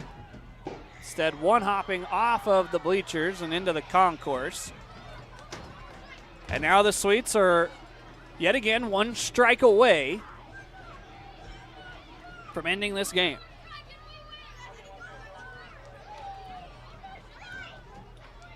T at third. The ball is going to be discarded by Ellis at the request of Taylor Parsons. Ellis must have licked his fingers. T at third. Folland at second. Rogers at first. Ellis on the bump. Young at the plate. The 1 ball, 2 strike pitch. Buzzes the tower. 2-2.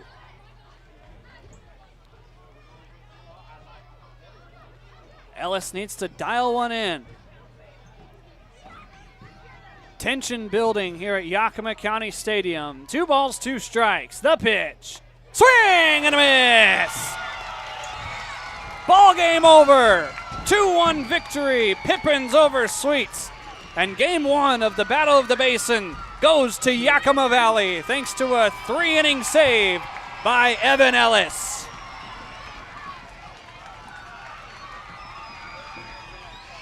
The Sweets got 1 early run in the second. The Pippins got 2 runs in the fourth. That was all we needed.